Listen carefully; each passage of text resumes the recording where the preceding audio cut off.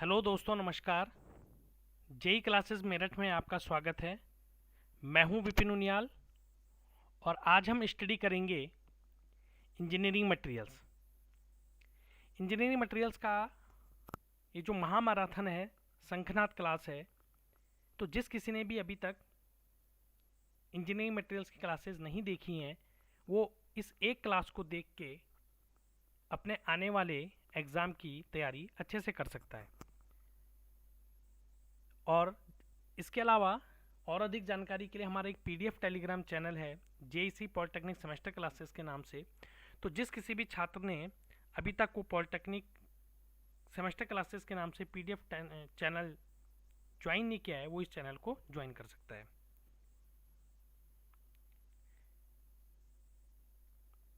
ठीक है, important information कि जेईसी पॉलिटेक्निक सेमेस्टर क्लासेस का जो एक टेलीग्राम चैनल है, आप इस टेलीग्राम चैनल को जल्दी से जल्दी ज्वाइन कर सकते हैं, ताकि आपको सब्जेक्ट्स से रिगार्डिंग विभिन्न प्रकार की जानकारियाँ इस चैनल के माध्यम से हम उपलब्ध करा सकें। इसके अलावा जेई क्लासेस मेरठ का एक ऑफिशियल ऐप है। सब्जेक्ट से रिगार्डिंग विभिन्न प्रकार की जानकारियाँ हमारी इस ऐप पर उपलब्ध हैं। अगर अभी तक किसी भी छात्र ने ये ऐप डाउनलोड नहीं किया है, तो इस ऐप को डाउनलोड कर सकता है। सब्जेक्ट्स के रिगार्डिंग विभिन्न प्रकार की जानकारियाँ हमारी इस ऐप पर उपलब्ध है। चलिए अब हम शुरू करते हैं आज की क्लास। आज की क्लास का जो हमारा मेन मोटिव ये रहेगा कि जो इम्पोर्टेंट क्वेश्चन है, हमारे जितने भी इम्पोर्टेंट क्वेश्चन हैं एग्जाम पॉइंट ऑफ व्यू से, मीन्स मोस्ट इम्पोर्टेंट क्वेश्चन ये हैं जो एग्जाम में पूछे जाते हैं हर साल। तो अगर आप पेपर से एक दिन पहले भी या 2 दिन पहले भी इस पूरी वीडियो को देखोगे हमारे, तो आपको सारे के सारे डाउट्स अपने क्लियर हो जाएंगे और डाउट्स क्लियर होने के साथ साथ आपके क्वेश्चन हमेशा रेडी हो जाएंगे। तो इसमें जो सबसे जो इम्पोर्टेंट क्वेश्चन आता है इंजीनियरिंग मटेरियल्स में स्टार्ट में, ये आता है कि जनरल क्लासिफिकेशन ऑफ मटेरियल्स। आपके पास क्वेश्चन इस फॉर्म में आ सकता है कि explain the various types of engineering materials. आपके पास इस तरीके से क्वेश्चन एग्जाम में पूछ सकता है कि explain the various types of engineering materials. मतलब इसका मतलब क्या हुआ? Various types of engineering materials की विभिन्न प्रकार के इंजीनियरिंग पदार्थों का वर्गीकरण कीजिए। इस तरीके से आपके पास एक क्वेश्चन आ सकता है। तो देखो, एक होते हैं हमारे धात्विक पदार्थ जिसको हम मेटालिक मटेरियल्स कहते हैं, और एक होते हैं हमारे अधात्विक पदार्थ जिनको हम क्या कहते हैं? नॉन मेटालिक मटेरियल्स कहते हैं। मेटालिक मटेरियल्स क्या होते हैं? धात्विक पदार्थ क्या होते हैं? धात्विक पदार्थ उन पदार्थों को कहते हैं जिनमें कुछ ना कुछ लोहे का अंश होता है। मुख्य अंश क्या होता है? मेटल्स होता है। जैसे लोहा हो गया, तांबा हो गया, पीतल हो गया, जस्ता हो गया, इस्पात, ये सारे के सारे हमारे किस में आते हैं? धात्विक मटेरियल्स में, जिनको हम लोग क्या कहते हैं? Metallic materials. मेटालिक मटेरियल्स मतलब जिसमें हमारा क्या है? मेटल है। मेटालिक मटेरियल्स का मतलब है जिसमें हमारा क्या है? मेटल है। उसी को हम लोग क्या कहते हैं? Metallic materials. इसके अलावा सेकंड जो इंपॉर्टेंट हमारा आता है इसमें, ये आता है हमारा अधात्विक पदार्थ जिसको हम लोग कहते हैं नॉन मेटालिक मटेरियल्स। तो ये नॉन मेटालिक मटेरियल्स क्या होते हैं? बेसिकली ये नॉन मेटालिक मटेरियल्स वो पदार्थ होते हैं जिनमें किसी भी प्रकार की धातु उपस्थित नहीं होती है। अधात्विक पदार्थ उन पदार्थों को कहते हैं जिनमें धातुओं का अंश नगण्य होता है। नगण्य होता है का मतलब होता है कि जिनमें बिल्कुल भी धातु का अंश नहीं होता है। जैसे आपने देखा होगा प्लास्टिक, आपने देखा होगा रबड़, आपने देखा होगा चमड़ा, कांच, पेपर। आपने अपने घरों के आसपास विभिन्न प्रकार की ऐसी धातुएं देखी होंगी जिनमें आपको धातु नजर नहीं आएगी। जैसे मैं अगर आपको बोलूँ, आप लोहा को देखिए, आप तांबे को देखिए, आप जिंक को देखिए, आप मैग्नीशियम को देखिए, तो आप देख के पहचान जाओगे हाँ यार इनमें धातु है। लेकिन मैं अगर आपको बोलूँ कि मैं आपको प्लास्टिक दे दूँ, मैं आपको लकड़ी दे दूँ, मैं आपको एक पेपर दे दूँ, मैं आपको सिंपल रेत बजरी पत्थर दे दूं, तो ये हमारे क्या है, ये हमारे अधात्विक पदार्थ होते हैं। क्यों? क्योंकि इनमें हमारी धातु की मात्रा उपस्थित नहीं है। तो एग्जाम में जब क्वेश्चन आएगा आपके पास, तो आपने इसी तरीके से क्लासिफाई करना है कि धात्विक पदार्थ क्या होते हैं, अधात्विक पदार्थ क्या होते हैं। और फिर धात्विक पदार्थों में भी हमारे दो तरीके के होते हैं। जैसे हमारे, मैंने कहा ना, मेटल्स होते हैं। अब मेटल्स भी हमारे टू टाइप्स के होते हैं। एक होते हैं हमारे फेरस मेटल्स और एक होते हैं हमारे नॉन फेरस मेटल्स। एक हमारी क्या हुई, लोह धातुएं हुई, और एक हमारी क्या हुई, अलोह धातुएं हुई। तो लोह धातुएं क्या हुई, लोह धातुओं में अधिकांश अंश क्या होता है, हमारे लोहे का होता है। मीन्स जो मैक्सिमम से मैक्सिमम आपका जो पदार्थ उपस्थित होगा उस धातु में, वो हमारा काय का होगा, लोहे का होगा। तो जब अधिकांश लोहे का अंश उसमें उपस्थित है, तो उसी को हम लोग क्या कहते हैं, लोह धातुएं कहते हैं। जैसे इसके जो एग्जाम्पल हैं बेसिकली, वो हमारा क्या है, जैसे पिग लोहा, पिग आयरन। आपने सुना होगा इस्पात। इस्पात को हम कैसे बनाते हैं, बेसिकली इस्पात भी आपका क्या है, एक लोह धातु है। क्योंकि इसमें आयरन की मात्रा उपस्थित है। कास्ट आयरन, क्यों? क्योंकि जो आयरन बनता है बेसिकली, आयरन आपको पता है, आयरन तो हमें ओर से मिलता है, आयरन ओर से। और जो हमारा स्टील बनता है आयरन प्लस कार्बन से। मीन्स अगर कार्बन की मात्रा 1.7% तक है, तो हम उसको क्या बोलते हैं, स्टील बोलते हैं। और अगर कास्ट आयरन कैसे बनता है हमारा, कास्ट आयरन भी हमारा बनता है आयरन प्लस कार्बन से मिलके, अगर कार्बन क्या हो, 2% से ज़्यादा हो। 2% से जैसी ज़्यादा होगा आयरन में कार्बन की मात्रा, तो उसको हम लोग क्या बोलते हैं, कास्ट आयरन। और ये आपका क्या होता है, स्टील, और एक होता है आपका कास्ट आयरन। ठीक है।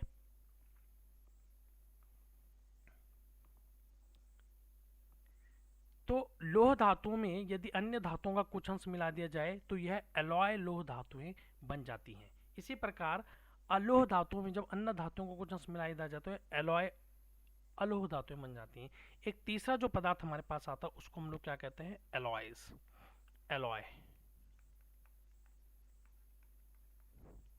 और ये एलॉय क्या होता है, एलॉय क्या होता है, जब दो या दो से अधिक धातुओं को आपस में मिलाया जाता है,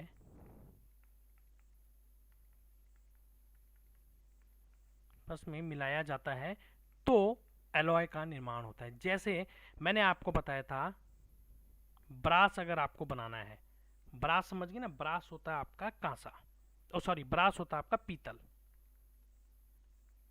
तो अगर आप कॉपर में जिंक को मिला देंगे, तो आपका ब्रास बन जाएगा। मीन्स आपने एक धातु कॉपर ली, एक धातु आपने जिंक ली, इन दोनों को आपस में मिलाया, तो क्या बन गया, ब्रास बन गया। ऐसी दूसरी होती है आपकी ब्रॉन्ज, यानी कॉपर प्लस टिन को अगर आप मिला दोगे, तो क्या बन जाएगा, ब्रॉन्ज। तो आप देख रहे हो ना, हम किन्हीं दो धातुओं को आपस में मिला रहे हैं, और दो धातुओं को आपस में मिलाने के बाद हम लोग एक तीसरी धातु बना रहे हैं, जिसको हम लोग क्या कहते हैं, ब्रॉन्ज कहते हैं। ठीक है। तो आपके पास एग्जाम में क्वेश्चन किसी भी फॉर्म में आ सकता है। या तो आपसे केवल अलोह धातुएं पूछ सकता है, या आपसे केवल लोह धातुएं पूछ सकता है, या फिर वो आपसे पूरा वर्गीकरण करने के लिए कह सकता है कि लोह धातुएं क्या होती हैं, अलोह धातुएं क्या होती हैं। इन सबको आप डिटेल से समझाइए। जैसे आप देख सकते हैं यहाँ पे इनका एक इसी तरीके का आप चार्ट बनाइएगा कि पदार्थ हैं, मटेरियल्स हैं। मटेरियल्स क्या होते हैं, एक तरफ धात्विक पदार्थ होते हैं, एक तरफ हमारे क्या होते हैं, अधात्विक पदार्थ होते हैं।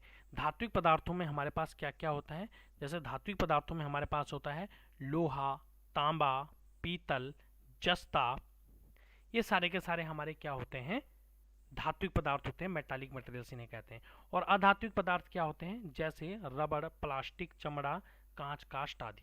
तो इसमें क्वेश्चन कैसे भी बन सकते हैं। क्वेश्चन वो आपसे कह सकता है कि एक्सप्लेन मेटालिक मटेरियल्स, मीन्स केवल धात्विक पदार्थों को समझाइए। तो अगर आपके पास वो धात्विक पदार्थों को समझाने के लिए क्वेश्चन पूछता है तो आपने एक तो धात्विक पदार्थ के बारे में ये लिखना है, फिर उसके बाद आपने बतानी है कि धात्विक पदार्थ दो प्रकार की होती हैं, एक होती हैं लोह धातुएं, एक होती हैं अलोह धातुएं, और एक होते हैं आपके एलॉयज।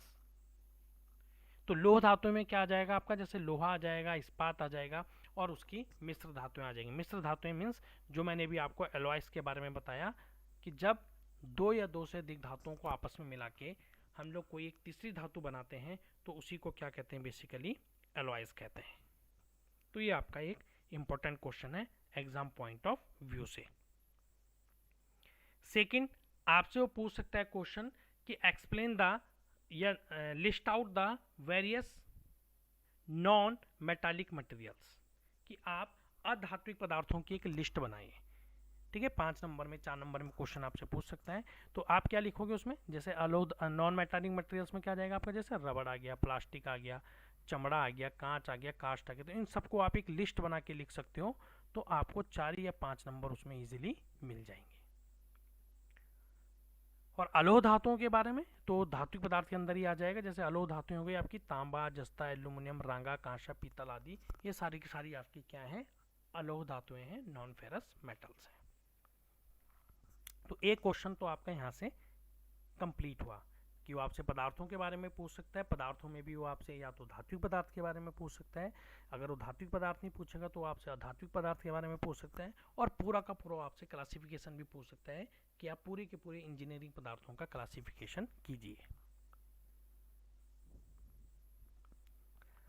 अब इसके बाद जो दूसरा आपका इंपॉर्टेंट आता है निकल के, दूसरा इंपॉर्टेंट आपके पास जो क्वेश्चन आता है एक निकल के, वो आता है हमारा कि क्रिस्टलीय तथा अक्रिस्टलीय संरचनाएं क्या होती हैं पदार्थों में, क्रिस्टलीय और नॉन क्रिस्टलाइन स्ट्रक्चर। तो ये आपके पास सिंपल आ सकता है कि संक्षेप में समझाइए, संक्षेप में आता है ना क्वेश्चन, संक्षेप में समझाइए, इस तरीके से आ सकता है आपके पास क्वेश्चन। तो संक्षेप में समझाइए, ये क्वेश्चन इस तरीके से आ सकता है कि क्रिस्टलीय संरचना क्या होती है,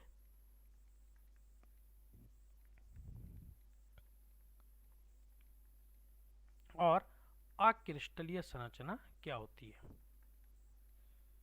और अक्रिस्टलीय संरचना क्या होती है। इस तरीके से आपसे क्वेश्चन पूछ सकता है। तो देखो, कोई भी स्ट्रक्चर होता है, कोई भी ठोस होते हैं, या तो क्रिस्टलाइन स्ट्रक्चर होंगे या फिर क्या होंगे, वो अक्रिस्टलाइन स्ट्रक्चर होंगे, नॉन क्रिस्टलाइन स्ट्रक्चर, और अमॉर्फस जिसको हम लोग कहते हैं।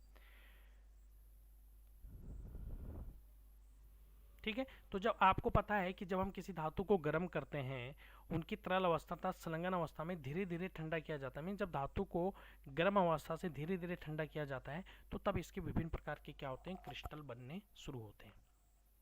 और जब क्रिस्टल बनने शुरू होते हैं तो यही क्रिस्टल हमारे क्या होते हैं, ठोस आकार ग्रहण करते हैं, ठोस आकार क्या होते हैं, ग्रहण करते हैं। और जब ये ठोस आकार ग्रहण करते हैं तो इन क्रिस्टल में क्या होते हैं, बेसिकली परमाणु होते हैं। ये परमाणु एक निश्चित पैटर्न में आपस में क्या होते हैं, जुड़ने लगते हैं, 3 डायमेंशनल पैटर्न में।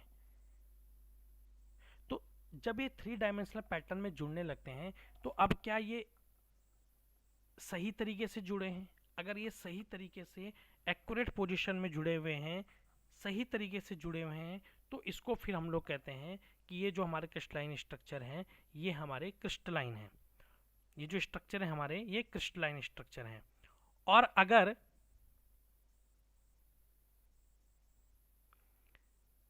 अगर वो सही तरीके से नहीं जुड़े हुए हैं तो इसको हम लोग क्या कहते हैं, अक्रिस्टलीय संरचनाएं कहते हैं, जिसको हम लोग क्या कहते हैं, नॉन क्रिस्टलाइन स्ट्रक्चर। ठीक है, जैसे 3 दिशाओं में बनने वाले पैटर्न के अनुसार इस आधार पर ठोस पदार्थों को निम्न श्रेणी, जैसे मैंने बताया आपको, एक क्रिस्टलाइन स्ट्रक्चर होते हैं, एक आपके क्या होते हैं, नॉन क्रिस्टलाइन स्ट्रक्चर होते हैं। एक क्रिस्टलाइन स्ट्रक्चर और दूसरे हमारे नॉन क्रिस्टलाइन स्ट्रक्चर। और दोनों में डिफरेंस क्या होता है, दोनों में डिफरेंस क्या होता है कि जो क्रिस्टलाइन स्ट्रक्चर होंगे, अभी इसमें आगे डायग्राम आएगा, कि जो उसके जो क्रिस्टल होंगे, क्रिस्टल क्या होते हैं, छोटा से छोटा एटम, छोटे से छोटे एटम्स जो आपस में जुड़े हुए हैं किसी ठोस पदार्थ के। तो अगर ये सारे के सारे अणु या परमाणु एक निश्चित व्यवस्थित पैटर्न में बंधे हैं। अगर निश्चित व्यवस्थित पैटर्न में हैं तो इसको हम लोग क्या कहते हैं, क्रिस्टलाइन स्ट्रक्चर कहते हैं। और अगर ये एक निश्चित पैटर्न में नहीं है, अगर एक निश्चित पैटर्न में नहीं है तो इसको हम लोग क्या कहते हैं, अक्रिस्टलाइन स्ट्रक्चर बेसिकली हम लोग इसको कहते हैं।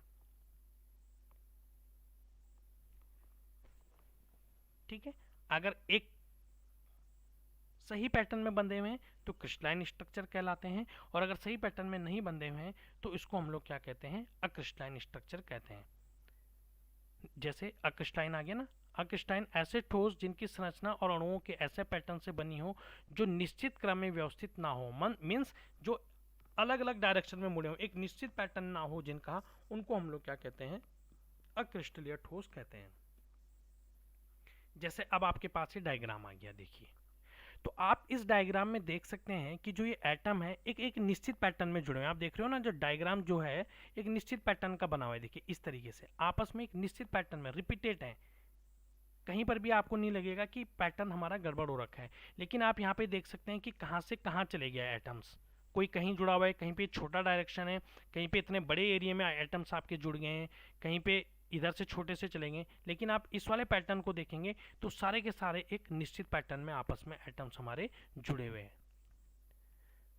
और यहाँ पर आप देख रहे हो कि कोई भी निश्चित पैटर्न में नहीं है। आप देख सकते हो इसका साइज अलग है, इसका साइज अलग है, इसका साइज अलग है, यहाँ पर इस छोटे वाले का साइज अलग है, और इसका साइज यहाँ पे क्या है, बिल्कुल अलग है।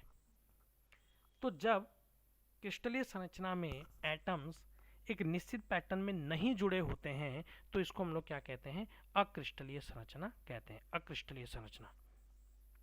और जब परमाणु एक निश्चित पैटर्न में जुड़े होते हैं तो इसको हम लोग क्या कहते हैं, क्रिस्टलीय संरचना कहते हैं। ये इंपॉर्टेंट क्वेश्चन है, एग्जाम में आता है बहुत सी बार कि क्रिस्टलीय संरचना तथा अक्रिस्टलीय संरचना के बीच में अंतर स्पष्ट कीजिए। तो ये आपको आना चाहिए, इजी है। क्रिस्टल संरचना मीन्स जब एटम्स आपके एक निश्चित पैटर्न में जुड़े हों, और अक्रिस्टलीय नॉन क्रिस्टलाइन कि जब एटम्स आपके एक निश्चित पैटर्न में नहीं जुड़े हैं तो उसी को हम लोग क्या कहते हैं, अक्रिस्टलीय संरचना कहते हैं।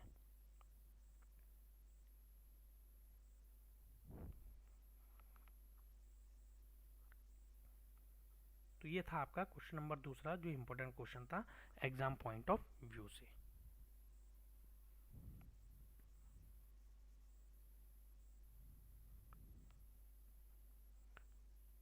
अब थर्ड जो इसमें इंपॉर्टेंट क्वेश्चन आता है, एक इंपॉर्टेंट क्वेश्चन ये आता है कि यूनिट सेल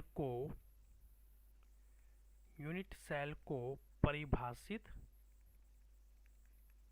कीजिए। मोस्ट इंपॉर्टेंट है ये बात, आपको हर बार कहीं ना कहीं दिख जाएगा क्वेश्चन कि यूनिट सेल क्या होता है, यूनिट सेल को परिभाषित कीजिए। अब देखो यूनिट सेल क्या होता है, बेसिकली आपको पता ही है कि जैसे कोई भी अगर आपका कंपोनेंट है वो बना हुआ है, कोई ठोस है आपका, तो ये ठोस आपका क्या होगा, छोटे से छोटे अणु परमाणु से मिलके बना होगा। और छोटे से छोटे अणु परमाणु जब आपस में जुड़ते हैं, आपस में जुड़ के फिर ये क्या करते हैं, ठोस का आपस में क्या करते हैं, निर्माण करते हैं, तब जाके एक ठोस पदार्थ आपका बनता है। ये बेसिकली हम खुली आंखों से नहीं देख पाते हैं, इनको देखने के लिए हमको क्या करना पड़ता है, माइक्रोस्कोप की हेल्प लेनी पड़ती है। तो ये छोटे से छोटे अणु आपस में क्या होते हैं, जालक बना के रखते हैं। तो यूनिट सेल किसी ठोस पदार्थ के क्रिस्टल जालक का या स्पेस जालक का छोटे से छोटा क्या होता है, कंपोनेंट होता है। मीन्स जैसे आपका क्रिस्टल जालक इस तरीके से बना हुआ है अगर, ठीक है, ये आपका क्रिस्टलीय जालक बन रहा है। तो इस क्रिस्टलीय जालक में सपोज कीजिए आपके इस तरीके से क्रिस्टलीय जालक बना हुआ है, क्रिस्टलाइन स्ट्रक्चर है, ठीक है। और इस क्रिस्टलीय जालक में जो छोटे से छोटा अणु होगा इसका, जैसे यहाँ पे आपका ये क्या होगा, एक छोटे से छोटा अणु होगा, इसी को हम लोग क्या कहते हैं, यूनिट सेल कहते हैं। और इसको जब 3D में हम लोग देखते हैं तो ये XYZ डायरेक्शन द्वारा इसको हम लोग क्या करते हैं, प्रदर्शित करते हैं। जैसे डायग्राम देखेंगे आप, ये आपका क्या है, ये आपका एक यूनिट सेल है। मीन्स एक ही छोटे से छोटा एटम किसी परमाणु जालक का 3D डायग्राम है। दिस इज योर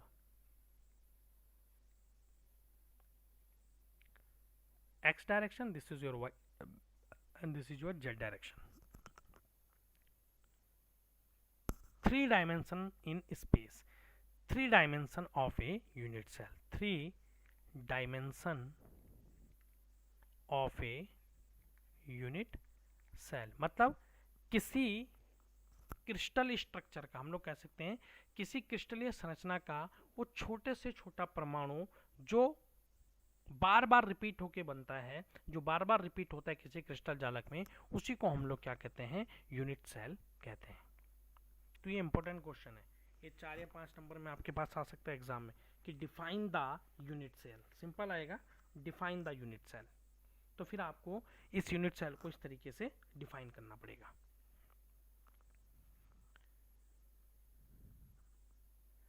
अब नेक्स्ट एक क्वेश्चन हमारे पास बन सकता है, क्वेश्चन क्या बन सकता है, इंपॉर्टेंट है कि पदार्थों के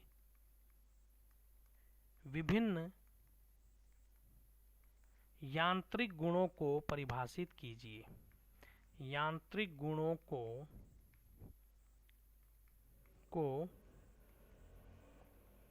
परिभाषित कीजिए, पदार्थ के विभिन्न यांत्रिक गुणों को परिभाषित कीजिए। अब देखो पदार्थ होते हैं, आपको पता ही है पदार्थों में विभिन्न प्रकार के गुण होते हैं, तो जो एग्जाम में सबसे ज़्यादा पूछे जाने वाला जो पदार्थों का गुण होता है उसको हम लोग बेसिकली क्या कहते हैं, यांत्रिक गुण कहते हैं। अब देखो यांत्रिक गुणों में सबसे पहले जो आता है आपका, वो आता है आपके पदार्थ की सामर्थ्य, पदार्थ की स्ट्रेंथ। तो देखो सामर्थ्य क्या होती है, सामर्थ्य का मतलब होता है कि सपोज कीजिए आपके पास कोई ये धातु है, ठीक है, और इसकी सामर्थ्य को हम कैसे देखेंगे कि जब इस धातु पर हम बाहर से बल लगाते हैं, कि मैंने एक बल यहां से लगा दिया, एक बल यहां से लगा दिया, एक बल मैंने यहां से लगा दिया, एक बल मैंने यहां से लगा दिया, तो ये कितने बलों को सहन कर पाती है, ये धातु अपने ऊपर लगने वाले कितने बलों को सहन कर पाती है, इसी को क्या करते हैं, कहते हैं इस धातु की क्या कहते हैं, सामर्थ्य कहते हैं। मीन्स वो टूटे ना, चटके ना, जैसे मैंने लोहा लिया, लोहे पे मैंने बल लगाना शुरू किया, तो सामर्थ्य के माप उसके चटे बिना प्रति इकाई क्षेत्रफल पर उसके द्वारा वहन किए गए अधिकतम बल, मीन्स मैक्सिमम कितना बल उसके ऊपर हम लगा सकते हैं उसके चटकने से पहले। चटक जाएगा, चटक जाने का मतलब तो टूट गया, उससे पहले वो कितने बल को सहन कर सकती है, वही उसकी क्या कहलाती है, सामर्थ्य कहलाती है। तो पहला गुण तो इसका क्या हो गया, सामर्थ्य हो गया, बलों को, कितने बलों को सहन कर सकती है धातु।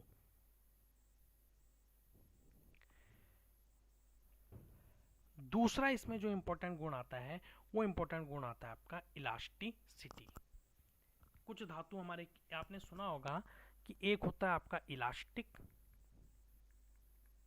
और एक होता है हमारा प्लास्टिक, इलास्टिक और प्लास्टिक। तो देखो इलास्टिक क्या होता है, आपने देखा होगा कि अगर हम किसी चीज को खींचते हैं, हमने खींचा, अगर वो इलास्टिक का गुण है उस धातु के अंदर, खींचा, खींचने के बाद हमने क्या किया, उसको छोड़ दिया।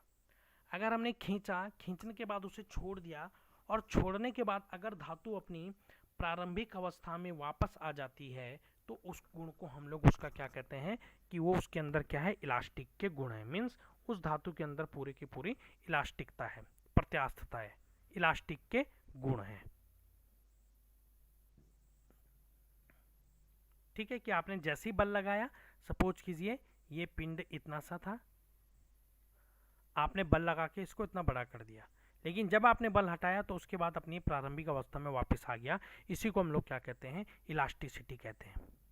और इसका जस्ट उल्टा क्या होता है, प्लास्टिक होता है, जिसको हम लोग क्या कहते हैं, प्लास्टिसिटी कहते हैं। तो प्लास्टिसिटी में क्या होता है बेसिकली, कि सपोज कीजिए आपने बल लगाया धातु में, और इसके आकार में क्या हो गया, परिवर्तन हो गया, इस तरीके से चेंज हो गया डायमेंशन, लेकिन अगर आपने बल हटा दिया तब भी ये अपनी प्रारंभिक अवस्था में वापस नहीं आ पाते हैं। तो जब कोई धातु पर बल लगाने से वह अपने प्रारंभिक अवस्था में वापस नहीं आ पाती है, तो इसी गुण को हम प्लास्टिकता कहते हैं। तो धातुओं के उसी गुण को हम लोग क्या कहते हैं, प्लास्टिकता कहते हैं। ठीक है। चौथा इसमें आता है, जैसे इसमें लिखा है ना कि दूसरे शब्दों में प्लास्टिकता के गुण कारण पदार्थ पर लगने वाले बल को हटा देने पर भी पदार्थ अपनी प्रारंभिक अवस्था में वापस नहीं आ पाते हैं। तो जब पदार्थ अपनी प्रारंभिक अवस्था में वापस नहीं आ पाते हैं तो उसी गुण को हम लोग उसके क्या कहते हैं, प्लास्टिकता कहते हैं। नेक्स्ट इसमें जो आता है, नेक्स्ट आता है इसमें इंपॉर्टेंट, नम्यता। क्या बोला मैंने, नम्यता। नम्यता का मतलब होता है फ्लेक्सिबिलिटी। फ्लेक्सिबिलिटी आपको पता ही है कि अगर मैं बोलूं कि ये धातु बहुत ज़्यादा क्या है, फ्लेक्सिबल है। धातु बहुत ज़्यादा फ्लेक्सिबल है, इसका मतलब क्या हुआ कि मैंने उसे आसानी से मोड़ दिया। और अगर आप किसी धातु को आसानी से मोड़ दे रहे हैं तो वही उसकी क्या कहलाती है, फ्लेक्सिबिलिटी कहलाती है। मीन्स इस गुण के फलस्वरूप पदार्थ बिना टूटे, टूटेगा नहीं वो पदार्थ, बिना टूटे किसी चाप के आकार में हम उसको इजीली क्या कर सकते हैं, घुमा सकते हैं। तो जब बिना टूटे धातु को चाप के आकार में घुमा सकते हैं तो इसी गुण को हम लोग उसके क्या कहते हैं, नम्यता कहते हैं, या फिर हम इसको क्या कहते हैं, फ्लेक्सिबिलिटी कहते हैं, फ्लेक्सिबिलिटी कहते हैं। ओके। नेक्स्ट जो इसमें मोस्ट इंपॉर्टेंट आता है, डक्टिलिटी। कि what is the ductility, ductility क्या होती है। अब देखो डक्टिलिटी का मतलब क्या होता है कि सपोज कीजिए मेरे पास कोई ये धातु थी, अब मैंने इस धातु पे क्या लगाया, बल लगाया। तो बल लगाने से ये धातु एकदम से टूटी नहीं, बल्कि इसमें क्या हो गया, खिंचाव हो गया, ये थोड़ी चौड़ी हो गई। पहले ये इतनी छोटी थी, मैंने इस पर थोड़ा बल लगाया, अब इसके शेप में परिवर्तन हो गया, इतनी चौड़ी हो गई। फिर मैंने बल लगाया, फिर ये इतनी चौड़ी हो गई। मीन्स टूट नहीं रही है धातु भी, मीन्स टूटने से पहले उसकी लंबाई में अगर वृद्धि हो रही है। ये तो कोई गोल धातु थी मेरे पास, अगर सपोज कीजिए मेरे पास कोई ये लंबी धातु है, कोई एक ये पाइप हो सकता है मेरे पास, ये तार हो सकता है, वायर हो सकती है। पहले इतनी छोटी थी, फिर मैंने इसको इतना खींचा, फिर ये इतनी बड़ी हो गई, फिर मैं इसे खींचता चले गया, ये इतनी बड़ी हो गई। एक टाइम ऐसा आएगा जब जाके ये टूटेगी। तो जब तक हम इसको खींच सकते हैं, जैसे एल्यूमिनियम होता है ना, एल्यूमिनियम के पाइप को आप खींचो तो एल्यूमिनियम का पाइप हमारा खींचता चला जाता है। क्यों? क्योंकि उसके अंदर कौन सा गुण होता है, उसके अंदर डक्टिलिटी का गुण होता है। और डक्टिलिटी के गुण के कारण पदार्थ क्या होते हैं, खींचते चले जाते हैं। ठीक है। मीन्स किसी धातु की तन्यता उसके टूटने से पहले लंबाई में प्रतिशत वृद्धि द्वारा प्रकट की जाती है। मीन्स मैक्सिमम कितने लंबे हम उसकी वायर को खींच सकते हैं, इसी को हम उस धातु की क्या कहते हैं, तन्यता कहते हैं। तो एग्जाम में इंपॉर्टेंट है, एग्जाम में आपसे पूछा जा सकता है कि एक्सप्लेन द फॉलोइंग। नंबर 1 आपको दे देगा वो इलास्टिसिटी, प्लास्टिसिटी और डक्टिलिटी। इन तीनों को डिफाइन करने के लिए भी दे सकता है वो आपसे 2-2, 3-3 नंबर में छोटे छोटे क्वेश्चन भी आपसे पूछ सकता है। तो ये छोटी छोटी सी डेफिनेशन आपको पता होनी चाहिए कि धातुओं की तन्यता क्या होती है, धातुओं की फ्लेक्सिबिलिटी क्या होती है, धातुओं की प्लास्टिसिटी क्या होती है और धातुओं की हमारी इलास्टिसिटी क्या होती है। ठीक है। इसके बाद नेक्स्ट जो हमारा इंपॉर्टेंट आता है, जिसको हम लोग क्या कहते हैं, भंगुरता कहते हैं। जस्ट जो हमने भी पीछे पढ़ा ना डक्टिलिटी, तो डक्टिलिटी का उल्टा क्या होता है, ब्रिटलनेस होता है। अब ब्रिटलनेस का मतलब क्या होता है, जैसे ये कोई आपकी धातु है, अब डक्टिलिटी में क्या था कि मैं इसको खींच रहा था तो ये इतना लंबा हो गया, ये खींच गया, इसको हम लोग क्या बोलते थे, डक्टिलिटी। लेकिन भंगुरता इसका उल्टा होता है। भंगुरता में क्या होता है, सपोज कीजिए आपकी कोई धातु है और धातु पे अगर मैंने हल्का सा भी फोर्स लगाया तो धातु खींचेगी नहीं, ये धातु क्या हो जाएगी, टूट जाएगी बीच से। ये धातु बीच से क्या हो गई, टूट गई। तो टूट जाता है जब आपकी धातु पर हम हल्का सा फोर्स लगाते हैं, और फोर्स लगाने के कारण अगर वो धातु टूट जाती है तो धातुओं के इस गुण को हम लोग क्या कहते हैं, ब्रिटलनेस कहते हैं। ये भी इंपॉर्टेंट है आपके एग्जाम पॉइंट ऑफ व्यू से, एग्जाम में बहुत सी बार पूछा जाता है, इंपॉर्टेंट है कि व्हाट इज द ब्रिटलनेस। ठीक है। नेक्स्ट होता है आपका हार्डनेस। क्या होता है, हार्डनेस। अब हार्डनेस का मतलब क्या होता है कि सपोज कीजिए आपके पास कोई एक धातु है।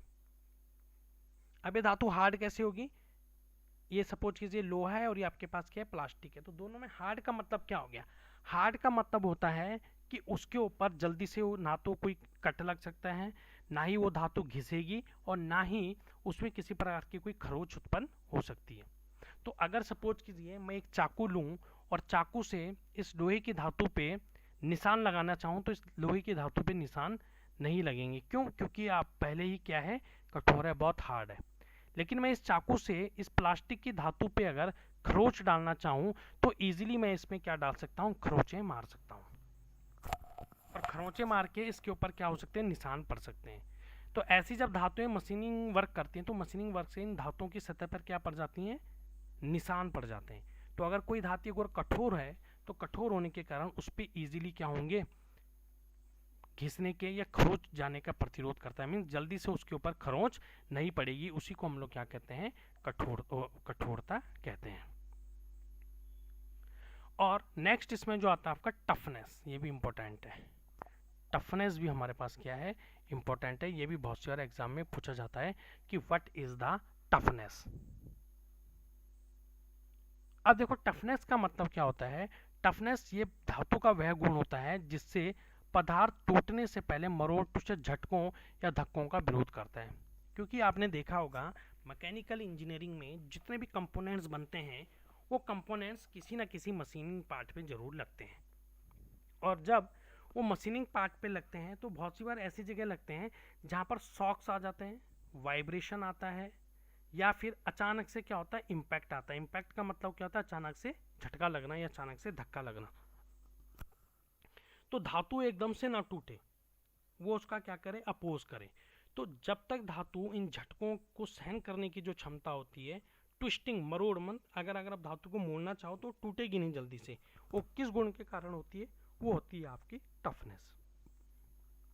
वो धातु उतनी ज्यादा क्या होगी, टफ होगी।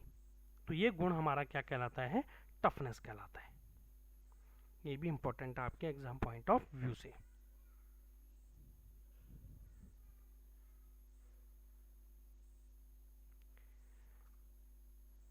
अब देखिए इसमें जो नेक्स्ट इंपॉर्टेंट क्वेश्चन आता है हमारा,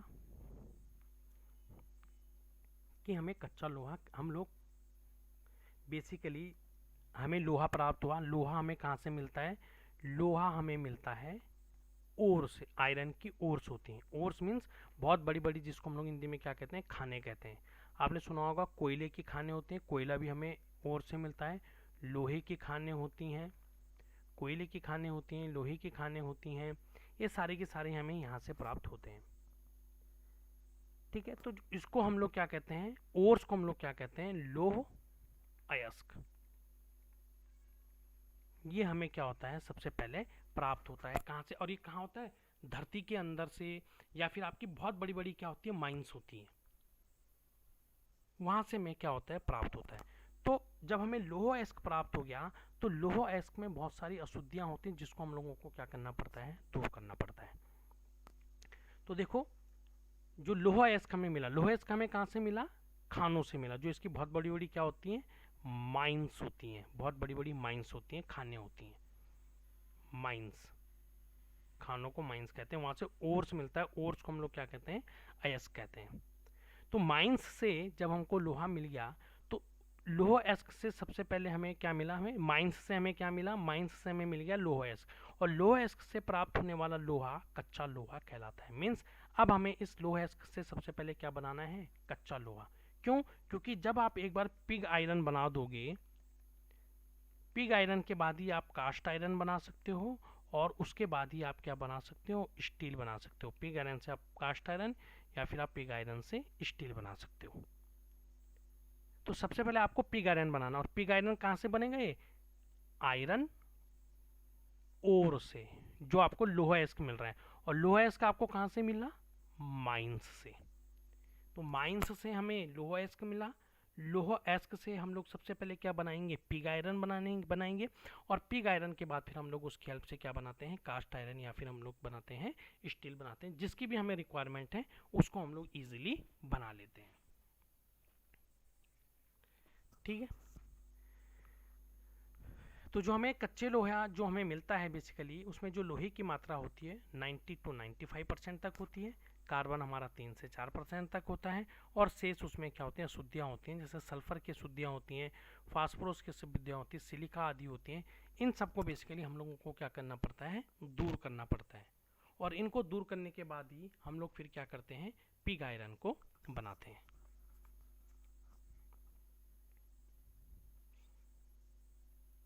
ठीक है, जैसे इसमें लिखा हुआ है कि कच्चे लोहे का शोधन करके ही उसकी कार्बन तथा अशुद्धियों की मात्रा घटाकर ढलुआ लोहा, पिटवा लोहा या इस्पात को आसानी से हम लोग बना सकते हैं। जैसे मैंने आपको बताया था कि कास्ट आयरन अगर आपको बनाना है, रॉट आयरन आपको बनाना है, स्टील आपको बनाना है,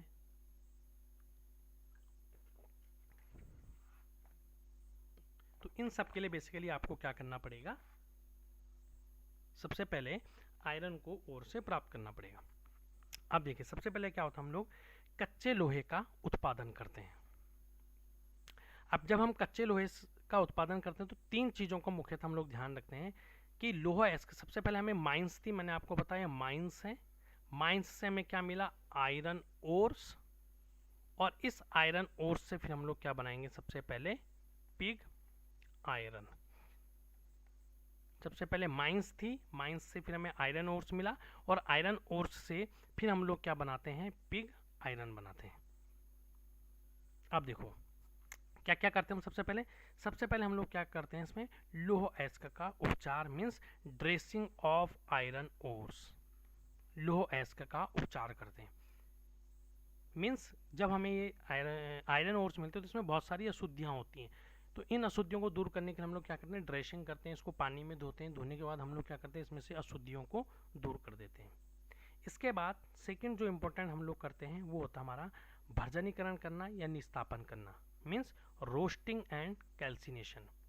रोस्टिंग का मतलब होता है कि हल्का सा उसे रोस्ट करना, मीन्स हल्का गर्म करना।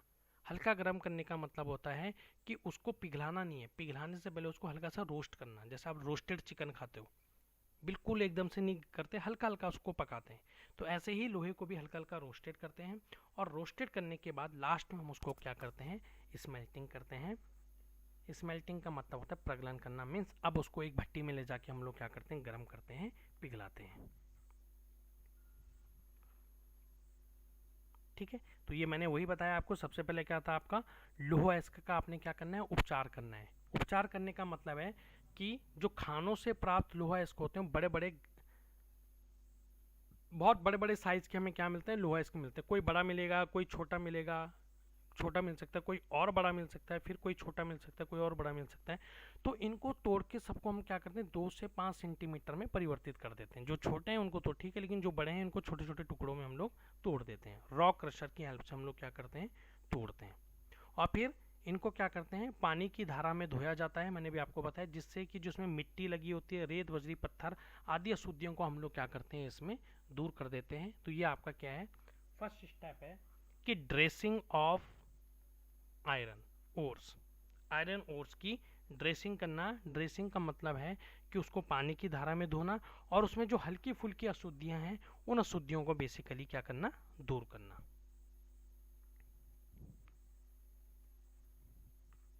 ठीक है, सेकंड मैंने आपको बताया था, सेकंड इसमें आता है इंपॉर्टेंट, भर्जन तथा निस्तापन। भर्जन तथा निस्तापन का मतलब है रोस्टिंग करना, रोस्टिंग एंड कैल्सिनेशन। रोस्टिंग का मतलब है कि लोहे को थोड़े टेम्परेचर पे ले जाके क्या करना, गर्म करना।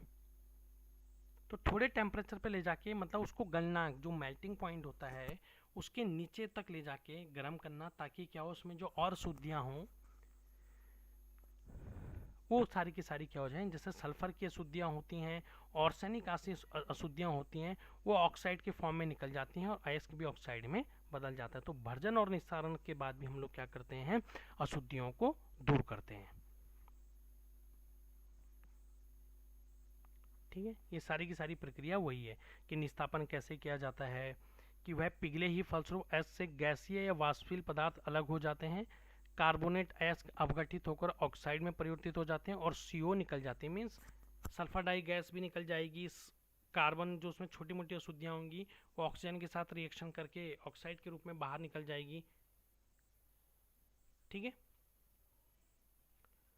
और नेक्स्ट जो लास्ट इसमें आता है कि प्रगलन करना।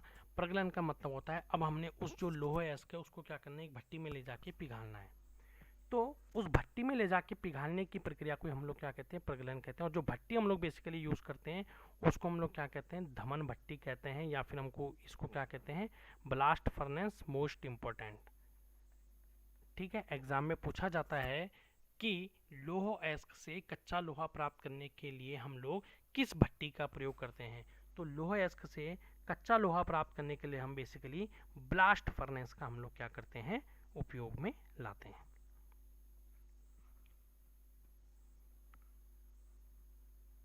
ठीक है, फिर इसमें थोड़ा धमन भट्टी के बारे में दिखाया गया कि धमन भट्टी कैसी होती है।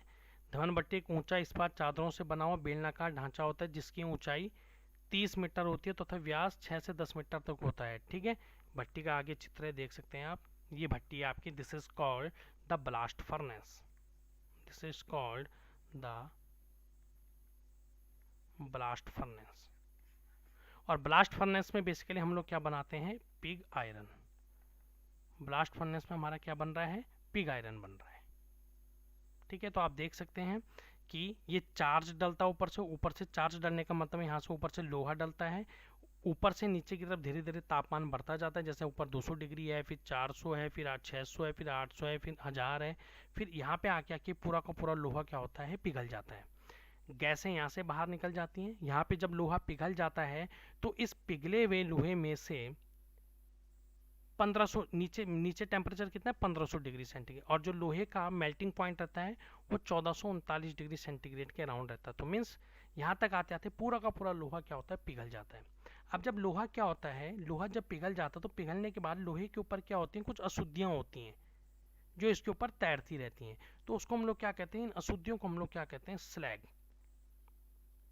जो लोहे के ऊपर अशुद्धियाँ होती हैं वो उसके ऊपर तैरना शुरू कर देती हैं। उस स्लैग को हम लोग यहाँ से बाहर निकाल देते हैं। आप देख रहे हो स्लैग यहाँ से बाहर निकल जाता है और यहाँ से हम लोग क्या करते हैं, इस पिग आयरन को बाहर निकाल देते हैं। ठीक है, और ये पिग आयरन जब बाहर निकल जाता है तो इसको छोटे छोटे हम लोग अलग अलग इसके ब्लॉक्स टाइप के बना देते हैं, क्योंकि लोहे को जब आप किसी भी सांचे में डालोगे तो उसी सांचे में क्या हो जाएगा, ढल जाएगा। तो ये हमारा क्या होता है, पिग आयरन। छोटे छोटे इसके क्या बना लेंगे, हम पिग बना देंगे। तो ये हमारा क्या बन गया, पिग आयरन। और पिग आयरन कौन सी भट्टी में बनता है, ब्लास्ट फर्नेस में बनता है। ये हमारा क्या है, ब्लास्ट फर्नेस का डायग्राम है, आप लोग इसे देख सकते हैं। तो क्वेश्चन इंपॉर्टेंट है। क्वेश्चन में आपसे क्या पूछा जाता है, क्वेश्चन में बेसिकली वो आपसे पूछ सकता है कि what is the blast furnace, explain the blast furnace, कि ब्लास्ट फर्नेस को एक्सप्लेन कीजिए। ब्लास्ट फर्नेस में बेसिकली हमारा क्या बनता है, ब्लास्ट फर्नेस में हमारा बनता है पिग आयरन। तो क्वेश्चन आपसे पूछ सकता है कि explain the blast furnace with its working. तो वर्किंग यही है, चार्ज हमने डाला, धीरे धीरे इसमें पूरा लोहा पिघलता जाता है, स्लैग को हम अलग निकाल देते हैं और पिग आयरन को हम अलग निकाल देते हैं। तो this is also a important question for your examination, blast furnace.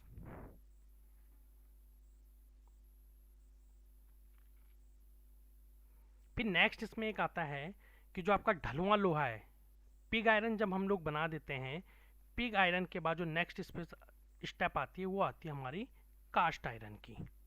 Pig iron हमने बना दिया, पिग आयरन को बनाने के बाद नेक्स्ट जो स्टेप आता है हमारा, नेक्स्ट स्टेप आता है हमारा कास्ट आयरन बनाने का।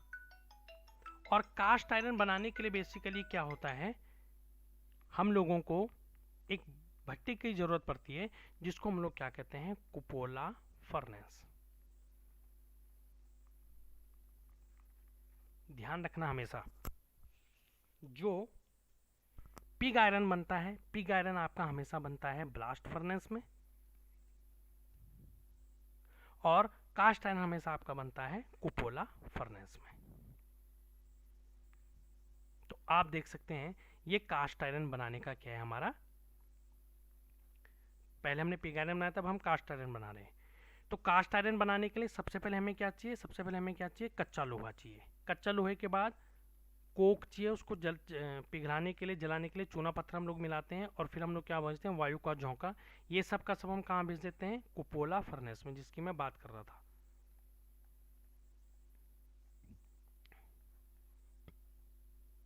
और इस कुपोला फर्नेस में फिर क्या होता है, प्रक्रिया होती है, जो धातुमल होता है, धातुमल का मतलब होता है जो अशुद्धियां होती हैं, इन अशुद्धियों को हम लोग बाहर निकाल देते हैं, और जो पिघला लोहा होता है इस पिघला लोहे को आगे भेज के फिर ढलाईशाला में मीन्स ये पिघला लोहा आया, इसको विभिन्न प्रकार के ब्लॉक्स बना दिए, इसको इनको पिघला लोहा इनके ऊपर डाला तो इसी तरीके का ये शेप धारण कर लेते हैं, जिसको हम लोग क्या कहते हैं, कास्ट आयरन। तो कास्ट आयरन बनाने के लिए हमें चाहिए क्या होता है, सबसे पहले कच्चा लोहा, और कच्चा लोहा बनाना हम किस में बनाते हैं, ब्लास्ट फर्नेस में। तो सबसे पहले हम कच्चा लोहा बनाते हैं, फिर जब हमें कभी कास्ट आयरन बनाना होता है तो हम सीधा क्या करते हैं, उस कच्चे लोहे के पीसेस को उठाते हैं, फिर हम आयरन ओर से नहीं बनाएंगे, फिर हम किससे बनाएंगे, कच्चे लोहे से बनाएंगे। तो ये भी इम्पोर्टेंट है, आपके पास एग्जाम में क्वेश्चन आ सकता है कि कास्ट आयरन बनाने की विधि का प्रवाह आरेख समझाइए। प्रवाह आरेख, तो प्रवाह आरेख आप इसी तरीके से समझाओगे कि हमें कच्चा लोहा चाहिए होता है, हमें हार्ड कोक चाहिए होता है, हमें चूना पत्थर चाहिए होता है, इधर से हम एयर ब्लास्ट भेजते हैं, वायु का झोंका भेजते हैं, ठीक है, और उसकी हेल्प से फिर हम कुपोला भट्टी में क्या बनाते हैं, कास्ट आयरन को बनाते हैं। ठीक है, तो ये भी आपका एक इम्पोर्टेंट क्वेश्चन था। अब जो मोस्ट इम्पोर्टेंट इसमें आता है वो आता है आपका कि आयरन कार्बन डायग्राम का अध्ययन, लोह कार्बन आयरन का अध्ययन करना।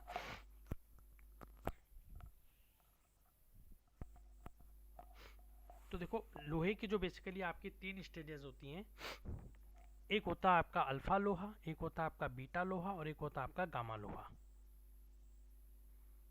तो अल्फा लोहा बेसिकली क्या होता है, यह चुंबकीय, अल्फा लोहे के जो गुण होते हैं, अल्फा लोहे में हमारा क्या होता है, चुंबक के गुण पाए जाते हैं।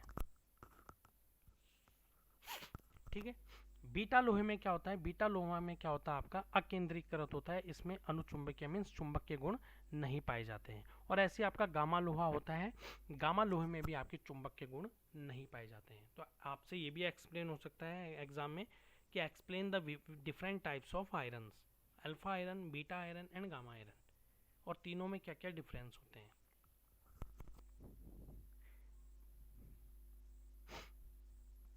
ठीक है, फिर आपका जो लोह कार्बाइड होता है Fe3C, इसको हम लोग सामान्यतः क्या बोलते हैं, सीमेंटाइट। कहीं पे आता है कि सीमेंटाइट क्या होता है, बहुत हार्ड होता है। ठीक है, लोह कार्बाइड, कार्बाइड क्या होता है, बहुत ज़्यादा हार्ड होता है, तो इसको हम लोग क्या कहते हैं, सीमेंटाइट कहते हैं। क्यों, क्योंकि अभी आप आगे लोह का आयरन कार्बन डायग्राम देखोगे तो वहाँ पे आपको ये दिखेगा, सीमेंटाइट एक वर्ड आएगा, तो तब आप वहाँ पे इसको समझोगे। इसके अलावा लोह कार्बन जिसमें मिश्र धातुएं 1.7% तक होती हैं, वो हमारा क्या कहलाता है, इस्पात कहलाता है। अभी मैंने आपको बताया था कि एक हमारे पास क्या होता है, स्टील, और एक हमारे पास होता है कास्ट आयरन। इसको हम लोग कहते हैं इस्पात, और इसको हम लोग कहते हैं ढलुआ लोहा। तो देखो स्टील में अगर 1.7%, अगर आयरन में अगर 1.7% तक कार्बन है प्लस आयरन, तो आपका स्टील होता है, और अगर 1.7% से अधिक है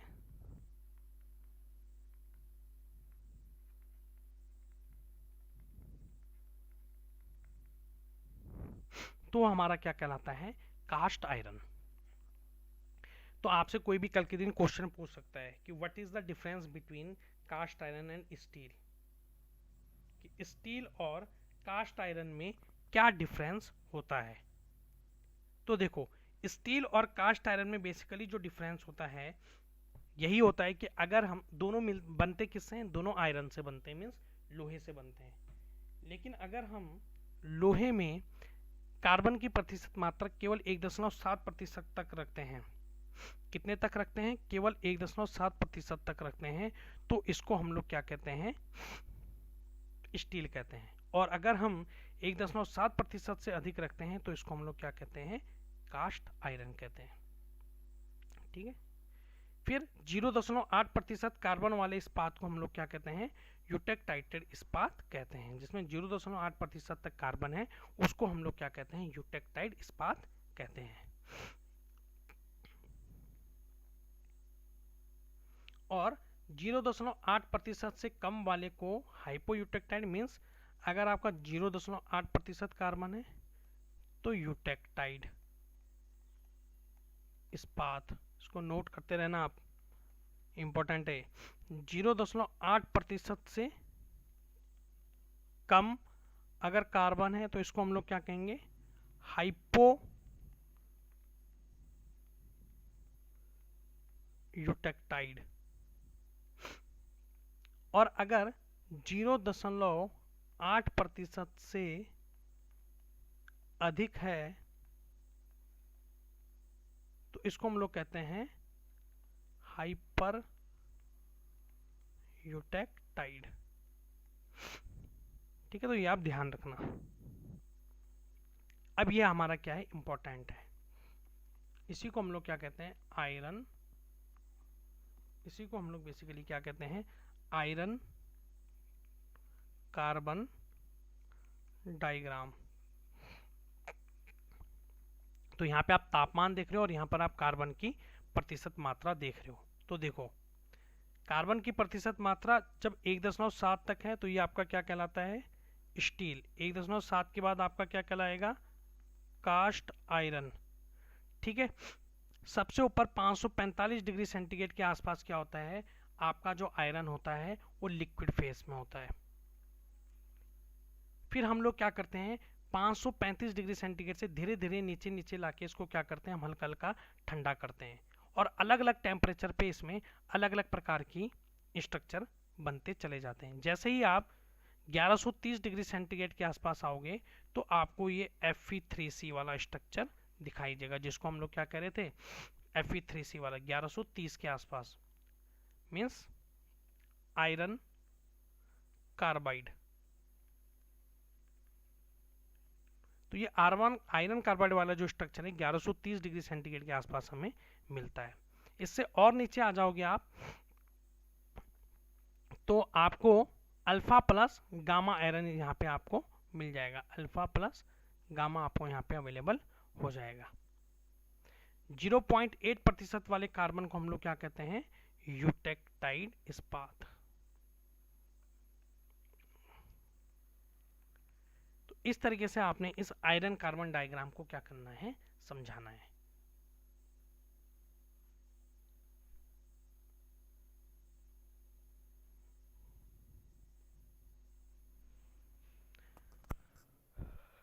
अब आता है इसमें आपका एक इंपॉर्टेंट टॉपिक है हीट ट्रीटमेंट प्रोसेस, कि हीट ट्रीटमेंट क्या होता है और किस तरीके से बेसिकली हम लोग क्या करते हैं, हीट ट्रीटमेंट प्रोसेस को अप्लाई करते हैं। तो देखिए हीट ट्रीटमेंट का मतलब क्या होता है कि जैसे सपोज कीजिए हमने इस्पात बना दिया और इस्पात बनाने के बाद हमने इस्पात तो बना दिया, लेकिन अब इस्पात में हम लोग क्या करना चाह रहे हैं, उसके कुछ गुण धर्मों में परिवर्तन करना चाह रहे हैं। मीन्स अगर हमने इस्पात बना दिया, इस्पात अगर हमने बना दिया, इस्पात हमने कोई चीज़ बना दी और सपोज कीजिए ये सॉफ्ट बन गई, तो इसको हम लोग क्या कर सकते हैं, हार्ड बना सकते हैं। या अगर ये हार्ड बन गया तो इसको हमें क्या करना है, सॉफ्ट बनाना है। तो इसके लिए हम लोग कुछ ना कुछ क्या करते हैं, प्रोसेस अप्लाई करते हैं। तो उस प्रोसेस को हम लोग क्या कहते हैं, उस प्रोसेस को हम लोग कहते हैं हीट ट्रीटमेंट ऑपरेशंस। तो एग्जाम में क्वेश्चन आएगा कि हीट ट्रीटमेंट हम लोग क्यों करते हैं।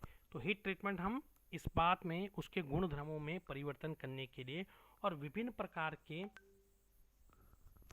गुण धर्मों को प्राप्त करने के लिए हम लोग क्या करते हैं, हीट ट्रीटमेंट को अप्लाई करते हैं। अब हीट ट्रीटमेंट हम लोग करते करते क्या क्या है, तो हीट ट्रीटमेंट में करने के लिए हमारे पास बहुत सारी चीज़ें हैं। जैसे सबसे पहले आपके पास आता है हीट ट्रीटमेंट में एनिलिंग। सबसे पहले हमारा हीट ट्रीटमेंट में क्या आता है, एनिलिंग करना, अनिलीकरण। उसके बाद आता है आपका निर्मलीकरण। अब देखो एनिलिंग में बेसिकली क्या होता है, एनिलिंग बेसिकली क्या होता है, अगर हमारा इस्पात है और ये इस्पात हमारा क्या हो गया, बहुत ज़्यादा कठोर है, तो इस कठोर इस्पात को बेसिकली हम लोग क्या करते हैं, सॉफ्ट में परिवर्तित करते हैं। और इस कठोर इस्पात को इस सॉफ्ट इस्पात में मीन्स मृदु इस्पात में परिवर्तन करने के लिए हम लोग जिसका प्रयोग करते हैं, विधि का प्रयोग करते हैं, उसी को हम लोग क्या कहते हैं, अनिलीकरण कहते हैं। तो इसमें हम लोग क्या करते हैं कि इस्पात को उसका जो रिक्रिस्टलाइजेशन टेम्परेचर होता है 723 डिग्री सेंटीग्रेड से 40 से 50 डिग्री सेंटीग्रेड ऊपर ले जाके हम लोग क्या करते हैं, गर्म करते हैं, थोड़ी देर के लिए छोड़ देते हैं और फिर धीरे धीरे ठंडा करते हैं भट्टी के तापमान पर। मीन्स इस्पात का, जैसे सपोज कीजिए आपका ये इस्पात है, इस्पात का टुकड़ा है, इसको आपने 800-900 डिग्री सेंटीग्रेड तक ले जाके क्या किया, गर्म किया। गर्म करने के बाद थोड़ी देर तक छोड़ दिया, आधा एक घंटा आपने छोड़ दिया भट्टी के अंदर ही, भट्टी को बंद कर दिया। और भट्टी को बंद करने के बाद फिर धीरे धीरे भट्टी के अंदर ही उसे क्या करने देना है, ठंडा करने देना है। तो जब आप भट्टी के अंदर इसे ठंडा करने दोगे और थोड़ी देर बाद जब उसको निकालोगे, उसको टेस्ट करोगे उसकी हार्डनेस, तो हमेशा क्या मिलेगा, वो सॉफ्ट मिलेगा। तो हमेशा ध्यान रखना, जो अनिलीकरण होता है, अनिलीकरण हमारा इंपॉर्टेंट है, एग्जाम में डायरेक्ट भी आ सकता है, एक्सप्लेन द एनिलिंग। तो इस्पात को मृदु यानी सॉफ्ट बनाने के लिए जिस प्रक्रिया का हम लोग प्रयोग करते हैं बेसिकली, उसी को हम लोग क्या कहते हैं, अनिलीकरण कहते हैं। उद्देश्य क्या है, देखो इंपॉर्टेंट है, इसके उद्देश्य भी आते हैं एग्जाम में लिखने के लिए कि what are the objectives of annealing. तो एक तो धातु को मृदु बनाना, दूसरा धातु की मशीनिंग योग्यता में सुधार लाना। मशीनिंग योग्यता में मीन्स कि मशीनिंग उसमें इजीली हो पाए, उसके यांत्रिक गुणों में सुधार लाना, जैसे उसको तन्यता बनाना, उसके चिमड़पन में वृद्धि करना, धातु के ग्रेन साइज में परिवर्तन करना, उसके जो आंतरिक स्ट्रेसेस हैं, मीन्स अगर कोई धातु है, धातु के अंदर बहुत सारे प्रतिबल्स हैं, इन सबको दूर करने के लिए भी हम लोग क्या करते हैं, एनिलिंग का उपयोग करते हैं। और धातु के भीतर दबी गैसों को बाहर निकालना, जब आप उसको गर्म करते हो तो गर्म करने के बाद क्या होता है, बहुत सी जो दबी हुई गैसें होती हैं, वो सारी की सारी दबी हुई गैसें धातु से क्या होती हैं, बाहर निकल जाती हैं। तो ये हमारा उद्देश्य था अनिलीकरण का। तो एग्जाम में क्वेश्चन कैसे आ सकता है, क्वेश्चन आपके पास आ सकता है कि what is the annealing process,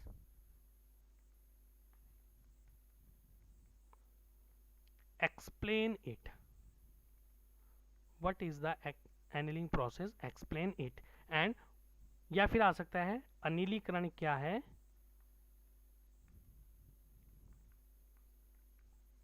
इसके उद्देश्य समझाइए।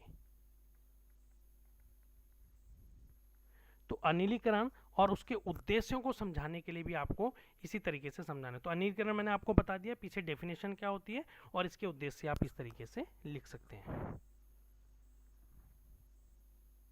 ठीक है, अब सेकंड जो इसमें आती है बेसिकली, सेकंड इसमें आता है आपका निर्मलीकरण करना, नॉर्मलाइजिंग करना। तो नॉर्मलाइजिंग बेसिकली क्या होता है कि धातुओं के में जो प्रतिबल होते हैं, स्ट्रेसेस होते हैं धातुओं के अंदर, कि सपोज कीजिए आपने कोई धातु बनाई, इसके अंदर अभी भी बहुत सारे क्या है, प्रतिबल हैं अंदर से। इन प्रतिबलों को दूर करने के लिए और इसके जो धातु के जो ग्रेन साइज होते हैं, जिससे धातु थोड़ा बढ़िया दिखे, अच्छे से काम कर पाए, जहां पर भी इसका यूज हो, उसके रेशों में सुधार करने के लिए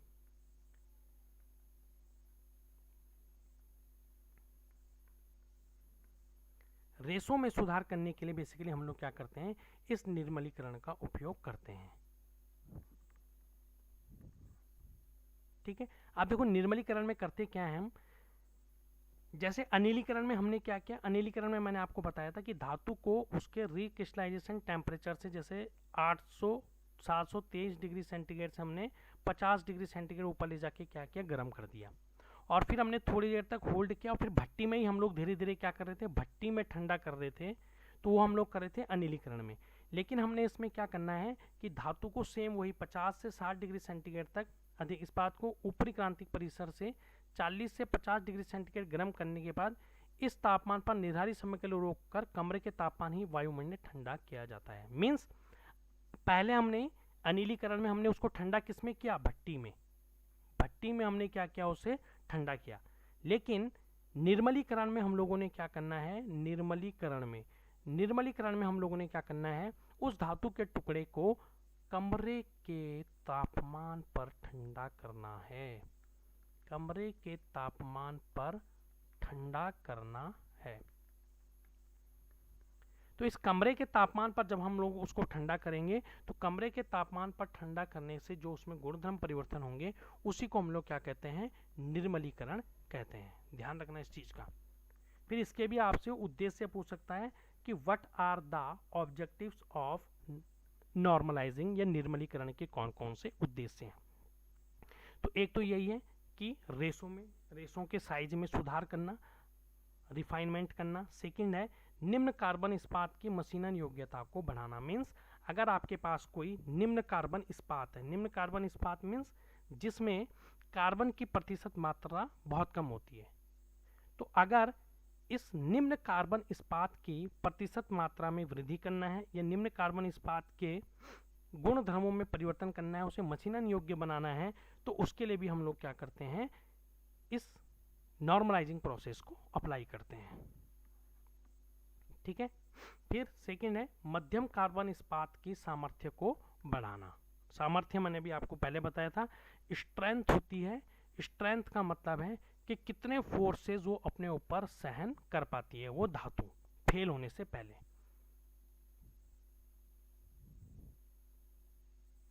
ठीक है। नेक्स्ट है इसमें आंतरिक प्रतिबलों को कम करना। मीन्स जो उसके अंदर इंटरनल स्ट्रेसेस हैं उन इंटरनल स्ट्रेसेस को कम करना। और वेल्डन जोड़ों द्वारा बनी संरचनाओं के गुणों में परिवर्तन। मीन्स अगर जैसे दो धातु हैं आपस में इनको वेल्डिंग जोड़ से जोड़ा गया है तो इसमें भी परिवर्तन लाने के लिए, मीन्स से जल्दी से टूटे ना, इसके लिए भी हम लोग क्या करते हैं, नॉर्मलाइजिंग को अप्लाई करते हैं। और अनेक प्रकार के यांत्रिक तथा विद्युत गुणों को प्राप्त करने के लिए भी हम लोग क्या करते हैं, इस नॉर्मलाइजिंग प्रोसेस को अप्लाई करते हैं। तो एक हमने एनीलिंग पढ़ा, दूसरा हमने पढ़ा नॉर्मलाइजिंग या निर्मलीकरण। इंपॉर्टेंट है दोनों। अब देखो नेक्स्ट जो इसमें आता है आपका हार्डनिंग करना। ये सारी की सारी डेफिनेशन इंपॉर्टेंट है। अब देखो हार्डनिंग में क्या होता है कि ये मेरे पास कोई स्टील है, ये लोहे की रॉड है, ये क्या हो गई, सॉफ्ट हो गई। जैसे एनीलिंग में क्या था, हार्ड थी, हार्ड को सॉफ्ट बनाया था। ऐसे ही अब हमने क्या करना है, इस सॉफ्ट को हमने क्या बनाना है, हार्ड बनाना है। इस सॉफ्ट को हमने क्या करना है, हार्ड बनाना है। तो इस सॉफ्ट को हार्ड बनाने के लिए जिस उष्मा उपचार की विधि का बेसिकली हम लोग प्रयोग करते हैं उसी को हम लोग क्या कहते हैं, कठोरण कहते हैं या कठोरीकरण करना कहते हैं। ठीक है। इसमें बेसिकली क्या करते हैं, इसमें फिर वही प्रोसेस होती है हमारी कि हमने क्या किया, इस्पात के टुकड़े को वही उसके क्रांतिक तापमान, जैसे अपर क्रिटिकल टेम्परेचर वैसे आपका होता है 850 डिग्री के आसपास, तो 850 से हम 50 डिग्री सेंटीग्रेड ऊपर लगे, मीन्स 900 डिग्री सेंटीग्रेड तक हमने धातु को क्या किया, गर्म किया। जब वो बिल्कुल रेड हो गई, लोहा जब आपका बिल्कुल रेड हो गया, तो उसके बाद उसको ला थोड़ी देर तक रेड होने देना और उसके बाद उसको क्या करना है, ठंडा करना है। लेकिन ठंडा किस में करना है, एकदम से वाटर में या फिर ब्राइन में या फिर ऑयल में, इन तीनों में लाके उसको क्या करना है, अचानक से डुबा देना है। रैपिड कूलिंग, इसको बेसिकली हम लोग क्या कहते हैं, रैपिड कूलिंग करना कहते हैं। रैपिड कूलिंग, रैपिड कूलिंग का मतलब होता है अचानक से ठंडा करना। This is the rapid cooling. ठीक है। जैसे इसमें लिखा हुआ है कि कठोरण उष्मा उपचार का प्रक्रम है जिसके अंतर्गत इस्पात को उसके क्रांतिक परिसर तक या उससे अधिक गर्म किया जाता है। मैंने बताया आपको 800-900 डिग्री तक बेसिकली हम लोग इसको लोहे के इस्पात के टुकड़े को गर्म करते हैं जब तक वो रेड ना दिखे एकदम से, तथा इस्पात खंड के भीतर तक समान रूप से गर्म करने के उद्देश्य से इसी तापमान पर पर्याप्त समय तक रोककर द्रुत शीतलन, जिसको हम लोग क्या कहते हैं, क्विंचिंग भी कहते हैं। रैपिड कूलिंग या फिर हम लोग इसको क्या कहते हैं, क्विंचिंग। इसको अच्छे से समझने के लिए आपने कभी देखा होगा कि घर में जब आप लोग रोटी वगैरह बनाते हो तो आपका जो तवा होता है, जब जैसी रोटी कंप्लीट हो जाए तो उस तवे को अचानक से क्या कर दो, पानी में ले जा दो, तो एकदम से अजीब सी आवाज़ आती है। तो उससे हमेशा आपकी जो धातु बनती है, वो जो धातु हमेशा बनेगी वो हमेशा क्या होगी, कठोर बनेगी। तो अगर आपकी कोई धातु सॉफ्ट है, उससे अगर आपने हार्ड बनाना है तो उसके लिए हम लोग क्या करते हैं, हार्डनिंग प्रोसेस को अप्लाई करते हैं। तो ये इंपॉर्टेंट प्रोसेस है। क्वेश्चन आपका ऐसा आ सकता है कि define the following terms, annealing, normalising और हार्डनिंग। तो आपको तीनों में डिफरेंस पता होना चाहिए, ठीक है। तो हार्डनिंग का उद्देश्य भी आपसे पूछ सकते हैं। बेसिकली हार्डनिंग का उद्देश्य क्या है हमारा, कि इस्पात को घिसावट रोधी बनाना। जैसे हमने हार्ड बना दिया, मीन्स अब जल्दी से इसकी जो सरफेस है घिसेगी नहीं। इस्पात को अन्य धातुओं को काटने योग्य बनाना। तो इस्पात से आप अन्य धातुओं को तभी काट सकते हो जब वो खुद क्या हो, कठोर हो। अगर इस्पात ही कठोर नहीं है तो अन्य धातुओं को आप उससे किस तरीके से काट पाओगे, आप अन्य धातुओं को नहीं काट पाओगे, ठीक है। तो इस्पात खंडों को कठोर बनाने के लिए हम लोग क्या करते हैं, कठोरण विधि का प्रयोग करते हैं, ठीक है। इस्पात के कठोरण को दो ही उद्देश्यों की पूर्ति होती है। इसके अतिरिक्त कठोर किए गए इस्पात खंडों को जीवन काल तक उनके कार्य क्षमता दक्षता में वृद्धि होती है। मीन्स जितने भी आपने स्टील को कठोर कर दिया, इस्पात को कठोर कर दिया है, तो लाइफ टाइम इनके गुणों में क्या कर रहती है, वृद्धि रहती है। अब इसका जो सिद्धांत है वो किन किन बातों पर निर्भर करता है उसको देख लेते हैं हम, ठीक है। चलिए अब इसमें जो इंपॉर्टेंट आता है एक ट्रिपल टी डायग्राम आता है, time temperature and transformation curve. तो एग्जाम में डायरेक्ट आता है कि explain time temperature and transformation curve, means explain time temperature and transformation curve. तो टाइम टेम्परेचर और ट्रांसफॉर्मेशन कर्व का मतलब है कि अगर हम इस्पात को उसके क्रिस्टलाइन टेम्परेचर में 723 डिग्री सेंटीग्रेड से नीचे ठंडा करना, अब हम उसको क्या करें, शुरू करें, तो समय के साथ साथ उसमें कौन कौन से स्ट्रक्चर बनते हैं और समय के साथ साथ उसमें कौन कौन से परिवर्तन होना शुरू होते हैं, उसी को हम लोग क्या कहते हैं, लोह carbon iron triple T diagram कहते हैं। जैसे इसमें लिखा है कि यूटेक्टाइड इस्पात के लिए समतापी का time temperature transformation triple T वक्र प्रदर्शित, अभी आगे दिखेगा आपको डायग्राम। इस वक्र में इस्पात के रूपांतरण को 700 डिग्री सेंटीग्रेड ऑस्टेनाइट का रूपांतरण समय तथा तापमान के संदर्भ में दर्शाया गया है। मीन्स जो ऑस्टेनाइट स्ट्रक्चर होता है आपका, उसका कैसे कैसे हम लोग रूपांतरण करते हैं, अब देखें आगे।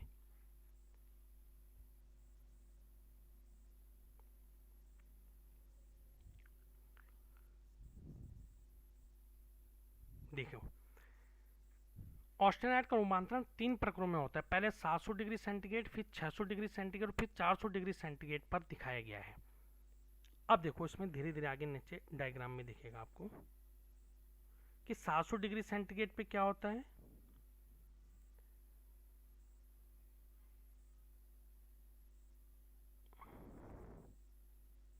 आप ये देखिए, ये यहाँ पे हमारा क्या है, ये 700 डिग्री सेंटीग्रेड का हमारा तापमान है। This is your 700 degree centigrade पर रूपांतरण। इसकी थ्योरी पूरी पहले है, पर मैं आपको यहाँ पे डायग्राम में समझा देता हूँ। तो 700 डिग्री सेंटीग्रेड तापमान पर आपका क्या, ये ऑस्टेनाइट स्ट्रक्चर है, ठीक है। यहाँ पे आप देखते हैं ऑस्टेनाइट और पियरलाइट।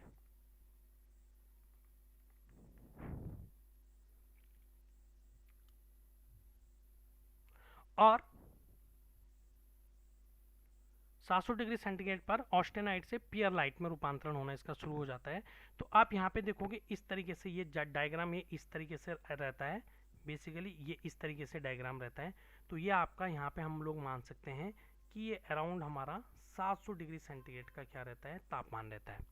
तो 700 डिग्री सेंटीग्रेड पर ये ऑस्टेनाइट पियरलाइट संरचना होती है। यहाँ पर हम लोग कहते हैं इसको परलाइट संरचना। और जैसे जैसे हम लोग इसको ठंडा करते हैं तो इसकी जो नोज होती है, इसको हम लोग क्या कहते हैं, nose of triple T diagram. तो ये हमारी होती है 566 डिग्री सेंटीग्रेड के आसपास हमारी ये क्या बनती है, नोज बनती है। और यहाँ से आपका क्या होता है, बेनाइट स्ट्रक्चर बनना शुरू होता है, बेनाइट संरचना बननी शुरू होती है। संरचना होती है इस्पात की, बेसिकली इसको आप लोग ऐसे नहीं देख सकते, इसको हमको माइक्रोस्कोप की हेल्प से देखना होता है। और 566 डिग्री सेंटीग्रेड से नीचे स्टार्ट होता है आपका, और इसके बाद 400 डिग्री सेंटीग्रेड तक ये अपर बेनाइट होता है। अब बेनाइट शुरू होता है और यहाँ पर बेनाइट स्ट्रक्चर आपका क्या होता है, समाप्त हो जाता है। बेनाइट स्ट्रक्चर समाप्त होता है आपका इस 400 डिग्री सेंटीग्रेड के आसपास। और इस 400 से 300 के बीच में या 200 के बीच में फिर हमारा ऑस्टेनाइट वाला स्ट्रक्चर आना शुरू हो जाता है। पहले ऊपर क्या था, ऑस्टेनाइट, पहले ऊपर आपका ये पियरलाइट था, परलाइट संरचना। और यहाँ पे फिर 400 से 200 डिग्री सेंटीग्रेड के बीच में आप यहाँ देख रहे हो 400 से ये वाली संरचना आपकी पूरी की पूरी क्या है, ऑस्टेनाइट है, ऑस्टेनाइट संरचना। धीरे धीरे इस्पात आपका क्या हो रहा है, ठंडा हो रहा है।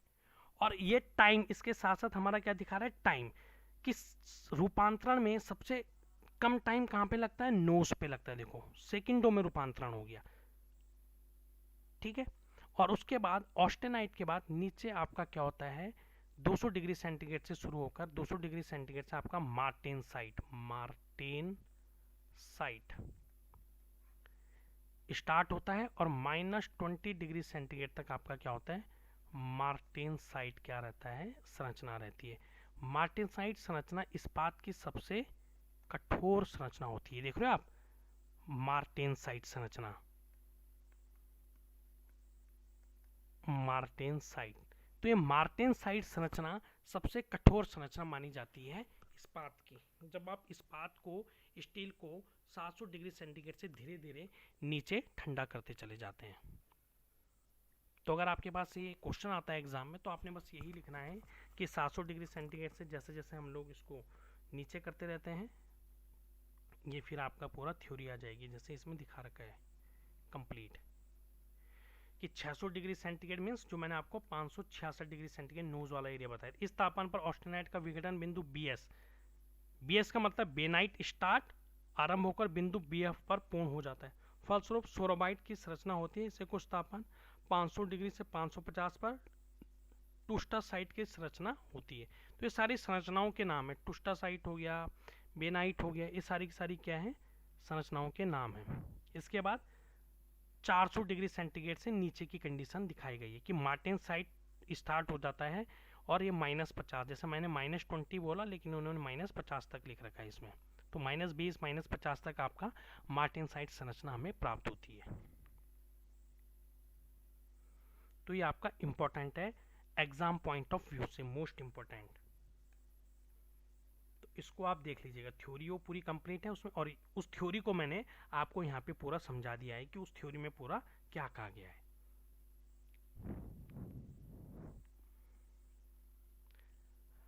अब नेक्स्ट जो थ्योरी में इसमें क्वेश्चन, एक अच्छा क्वेश्चन बन सकता है कि कॉपर क्या होता है, हम लोग तांबा किसे कहते हैं। तो देखो तांबा आपको पता ही है, तांबा भी हमें कहाँ से मिलता है, तांबा भी हमें ओर से मिलता है। इसकी भी क्या होती है, जैसे कॉपर की ओर्स होती हैं। जैसे हमने पढ़ा ना, लोहा कहाँ से मिलता है हमें, लोहा भी हमें ओर से मिलता है। ऐसे ही तांबा भी हमें कहाँ से मिलता है, ओर से मिलता है। तांबे की भी बहुत बड़ी बड़ी क्या होती हैं, ओर्स होती हैं, कॉपर की जैसे ओर्स हुई। ऑक्साइड और सल्फाइड तथा कार्बोनेट की फॉर्म में भी मिलता है। तो ऑक्साइड की फॉर्म में क्यूपाइड जो होता है हमें, वो लाल तांबा हमें क्या होता है, मिलता है Cu2O।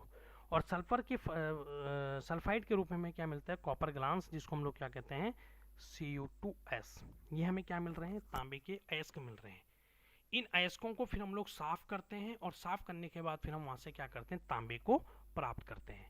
और तांबा आपने देखा होगा, तांबा is the most important material specially for electrical industry.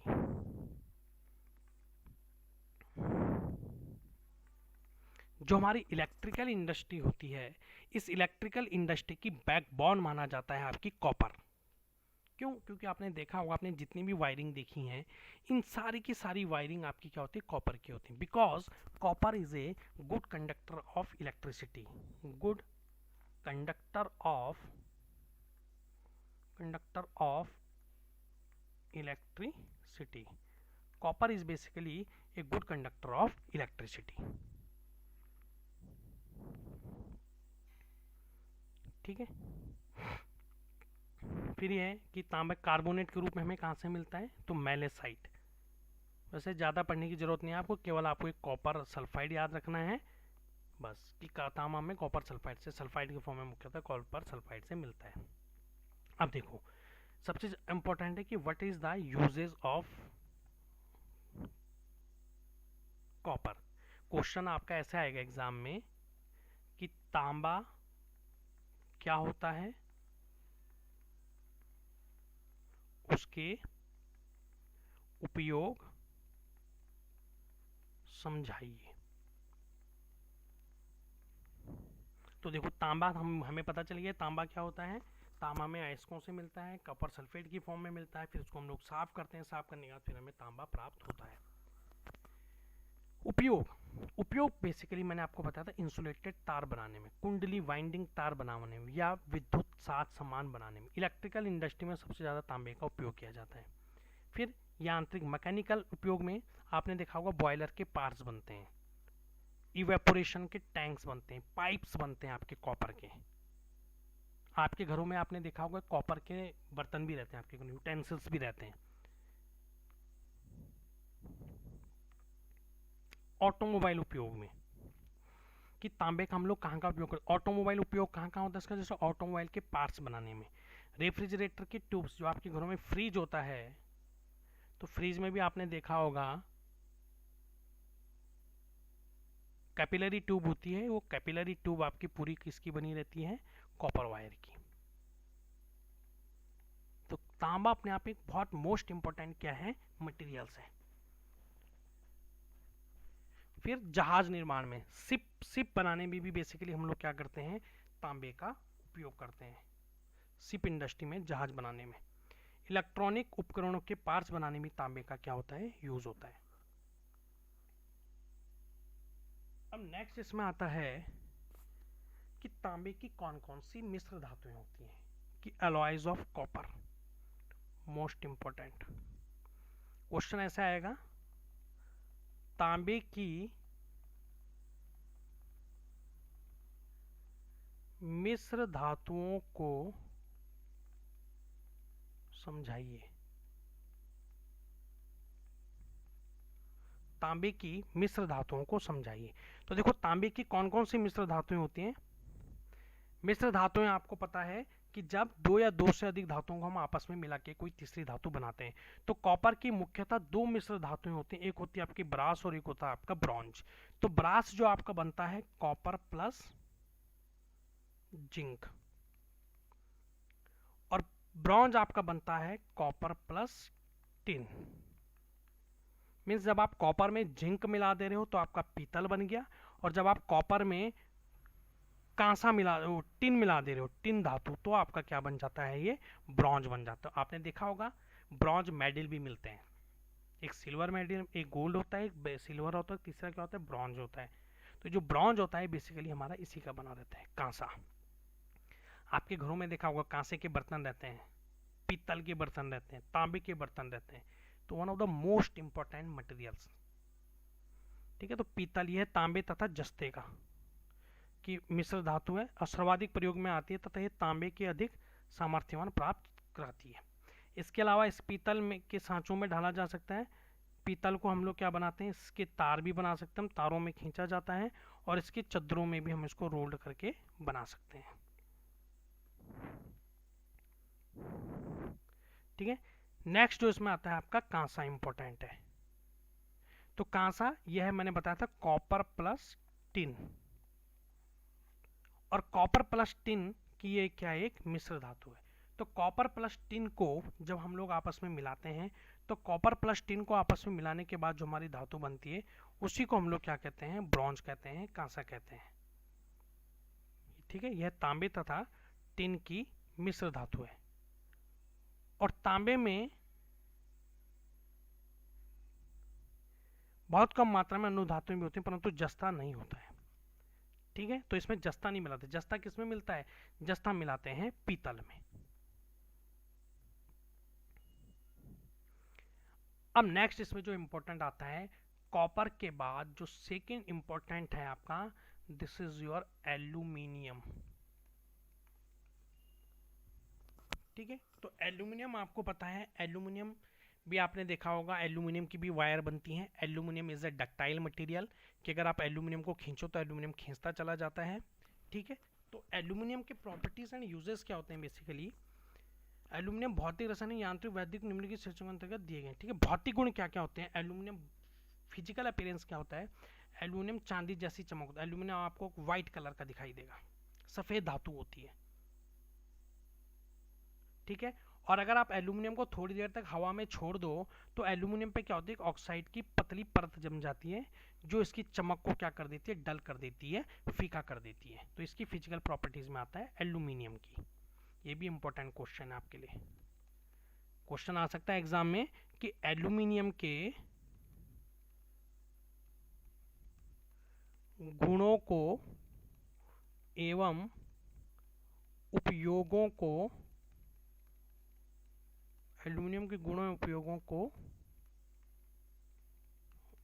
समझाइए। ठीक है, नेक्स्ट, यह एक हल्की धातु होती है। एल्यूमिनियम क्या होती है, अपने आप में बहुत ही हल्का मटेरियल होता है, इजिली आप उठा सकते हैं इसको। और गलनांक बिंदु क्या होता है इसका, जो मेल्टिंग पॉइंट होता है 600 डिग्री सेंटीग्रेड। मीन्स आप अगर 600 डिग्री सेंटीग्रेड में ले जाके इसको गर्म करोगे तो 600 डिग्री सेंटीग्रेड में जाके एल्यूमिनियम आपका पिघल जाएगा। और बॉइलिंग पॉइंट क्या होता है इसका, 1800 डिग्री सेंटीग्रेड के अराउंड। मीन्स अगर आप एल्यूमिनियम को 1800 डिग्री सेंटीग्रेड तक ले जाके गर्म करोगे तो ये क्या हो जाएगा, बॉयल होना शुरू हो जाएगा, बॉइलिंग। एल्यूमिनियम सामान्यतः क्या होता है, 90 से 90% तक क्या होता है, शुद्ध होता है।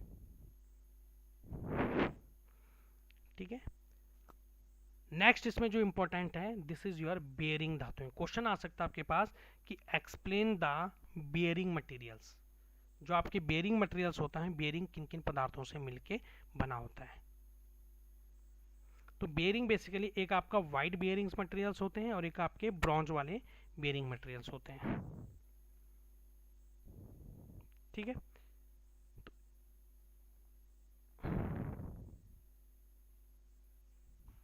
तो दो फेज वाले बेयरिंग क्या होते हैं, दो फेज वाले ऐसो एलॉय जिनका एक फेज जैसा हो, विकट परिस्थितियों में भी, मतलब अगर कैसी भी सिचुएशंस आ जाएं लेकिन फिर भी बेयरिंग आपका क्या होगा, स्नेक लुब्रिकेशन का कार्य करता रहता है। इसी को हम लोग क्या कहते हैं, टू फेज बेयरिंग कहते हैं। और एकल फेज बेयरिंग क्या होता है, पीटीएफ, जो आपके नाइलून वगैरह होते हैं, नाइलून जो आपके प्लास्टिक के बेयरिंग होते हैं, प्लास्टिक बेयरिंग्स, जैसे आपका नाइलून होता है। ठीक है, पीटीएफ होता है आपका।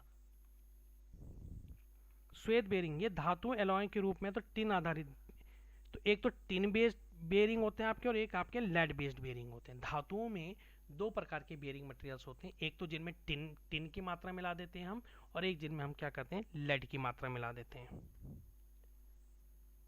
ठीक है, तो पहले प्रकार वाली अच्छी क्वालिटी की धातुएं श्वेत बेयरिंग एलॉय कहलाती हैं। मीन्स जो वाइट बेयरिंग होता है वो इंपॉर्टेंट होता है, टिन बेस्ड जिसको हम लोग कहते हैं, टिन बेस्ड बेयरिंग, ये आपका वाइट बेयरिंग भी हम इसे कहते हैं। ठीक है, इस प्रकार के अलॉय में 3 से 5% तक एंटीमनी होती है। एंटीमनी को छोड़ने में से टिन से मिलाकर, मीन्स एंटीमनी प्लस टिन मिला के हम लोग क्या करते हैं, इस प्रकार की बेयरिंग को बनाते हैं। वाइट बेयरिंग में टिन होता है। फिर दूसरा होता है आपका copper based bearing materials alloys. तो कॉपर बेस्ड में क्या होता है,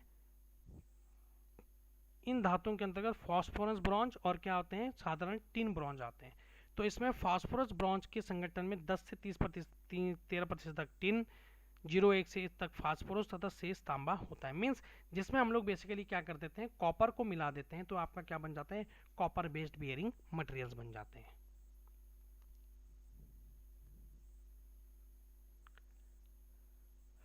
अब नेक्स्ट इंपॉर्टेंट आता है आपका इसमें प्लास्टिक, जो मोस्ट इंपॉर्टेंट है, मोस्ट इंपॉर्टेंट आपके एग्जाम पॉइंट ऑफ व्यू से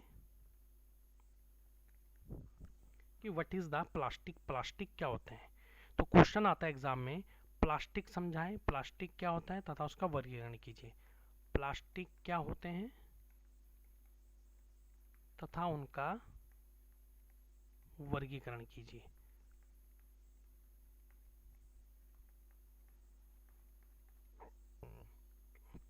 तो देखो,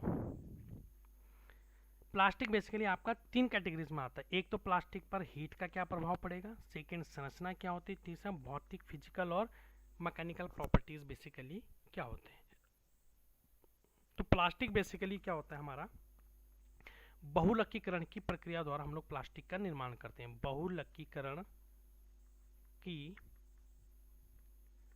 प्रक्रिया द्वारा प्लास्टिक का निर्माण होता है।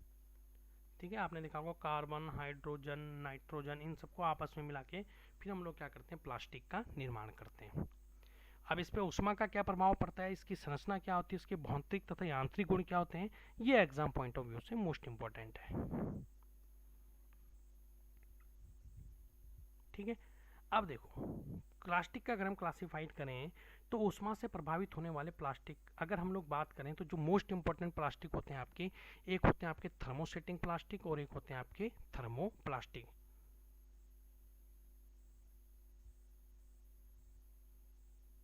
तो देखो थर्मोसेटिंग प्लास्टिक का मतलब क्या होता है। थर्मोसेटिंग प्लास्टिक का मतलब होता है ऐसे प्लास्टिक होते हैं जिनको आपने क्या किया, थोड़ा गर्म किया। ठीक है, गर्म करने के बाद उनके आकार में परिवर्तन हो जाता है, और आकार में परिवर्तन जब हो जाता है तो फिर अगर आप उन्हें ठंडा कर दो और ठंडा करने के बाद आप उन्हें दोबारा गर्म करने की कोशिश करोगे तो फिर उनके आकार में आप परिवर्तन नहीं कर सकते। मीन्स अगर वो एक बार सेट हो गए तो फिर वो सेट हो गए, उनको आप जल्दी से बार बार उनके आकार और शेप में परिवर्तन नहीं कर सकते। उन्हीं को हम लोग क्या कहते हैं, थर्मोसेटिंग प्लास्टिक्स कहते हैं। तो इंपॉर्टेंट दो ही प्लास्टिक्स एग्जाम में पूछे जाते हैं, what are the thermosetting plastic and what is the thermoplastics. तो देखो थर्मोसेटिंग क्या होते हैं कि यह प्लास्टिक ऐसे पदार्थ होते हैं जिन्हें आकार प्रदान करने के लिए ऊष्मा तथा दाब प्रदान करने की आवश्यकता होती है। ऐसे पदार्थों को जब ऊष्मा प्रदान की जाती है तो सर्वप्रथम नरम हो जाते हैं और इन्हें अधिगर्म किया जाता है तो इसमें रासायनिक क्रिया होती है और ये सेट होकर दृढ़ हो जाते हैं। मीन्स थर्मोसेटिंग का मतलब है, थर्मोसेटिंग का मतलब है कि आपने एक बार प्लास्टिक को गर्म किया, गर्म करने के बाद ठंडा कर दिया, तो ठंडा होने के बाद अब वो क्या हो गए, दृढ़ हो गए, कठोर हो गए। अब उनमें आप परिवर्तन नहीं कर सकते। जैसे इसके जो एग्जाम्पल होते हैं आपके, एल्काइड या पॉलिस्टर होते हैं, एमिनोज होते हैं, केसीन, एपॉक्साइड्स, मीन्स जितने भी आपके हार्ड प्लास्टिक्स होते हैं ये सारे के सारे प्लास्टिक्स कौन से होते हैं, थर्मोसेटिंग। आपने देखा होगा आपके व्हीकल्स में जितने भी, या आपने देखा होगा जो रेडियो बने रहते हैं प्लास्टिक्स के, जो आपके टेलीविजन्स बने रहते थे प्लास्टिक के पहले ज़माने में, उनकी जो बॉडी बनी रहती है, आपकी जो कंप्यूटर की बॉडी आती है बाहर से बनी हुई, लैपटॉप की जो प्लास्टिक की बॉडी आती है, ये सारी की सारी हमारी क्या होती है, थर्मोसेटिंग प्लास्टिक के अंदर आती है। और सेकंड क्या होते हैं इसमें, थर्मोप्लास्टिक्स। तो थर्मोप्लास्टिक्स क्या होते हैं हमारे, थर्मोप्लास्टिक्स ऐसे प्लास्टिक्स होते हैं कि इनको एक बार आपने क्या किया, गर्म कर दिया, गर्म करने के बाद आपने ठंडा किया, और ठंडा करने के बाद फिर आपने क्या किया, इनको गर्म करके विभिन्न प्रकार के आकारों में, विभिन्न आकारों में ढाल सकते हो। मीन्स इनको बार बार ठंडा करके, गर्म करके, ठंडा करके, गर्म करके हम अनेक अनेक प्रकार के पदार्थों या आकारों में इनको क्या कर सकते हैं, ढाल सकते हैं, क्योंकि इनके जो बंधन होते हैं, बॉन्ड होते हैं, वो काफ़ी कमज़ोर होते हैं। इस प्लास्टिक के अणुओं का बंधन कमज़ोर होता है और इन्हें गर्म करके बार बार पिघलाया जाता है। मीन्स आप बार बार करके इनको गर्म कर सकते हो और बार बार पिघलाकर आप हर बार कोई ना कोई नई धातु इनसे या नया पदार्थ इनसे बना सकते हो। तो ये हमारा क्या कहलाता है, थर्मोप्लास्टिक कहलाता है।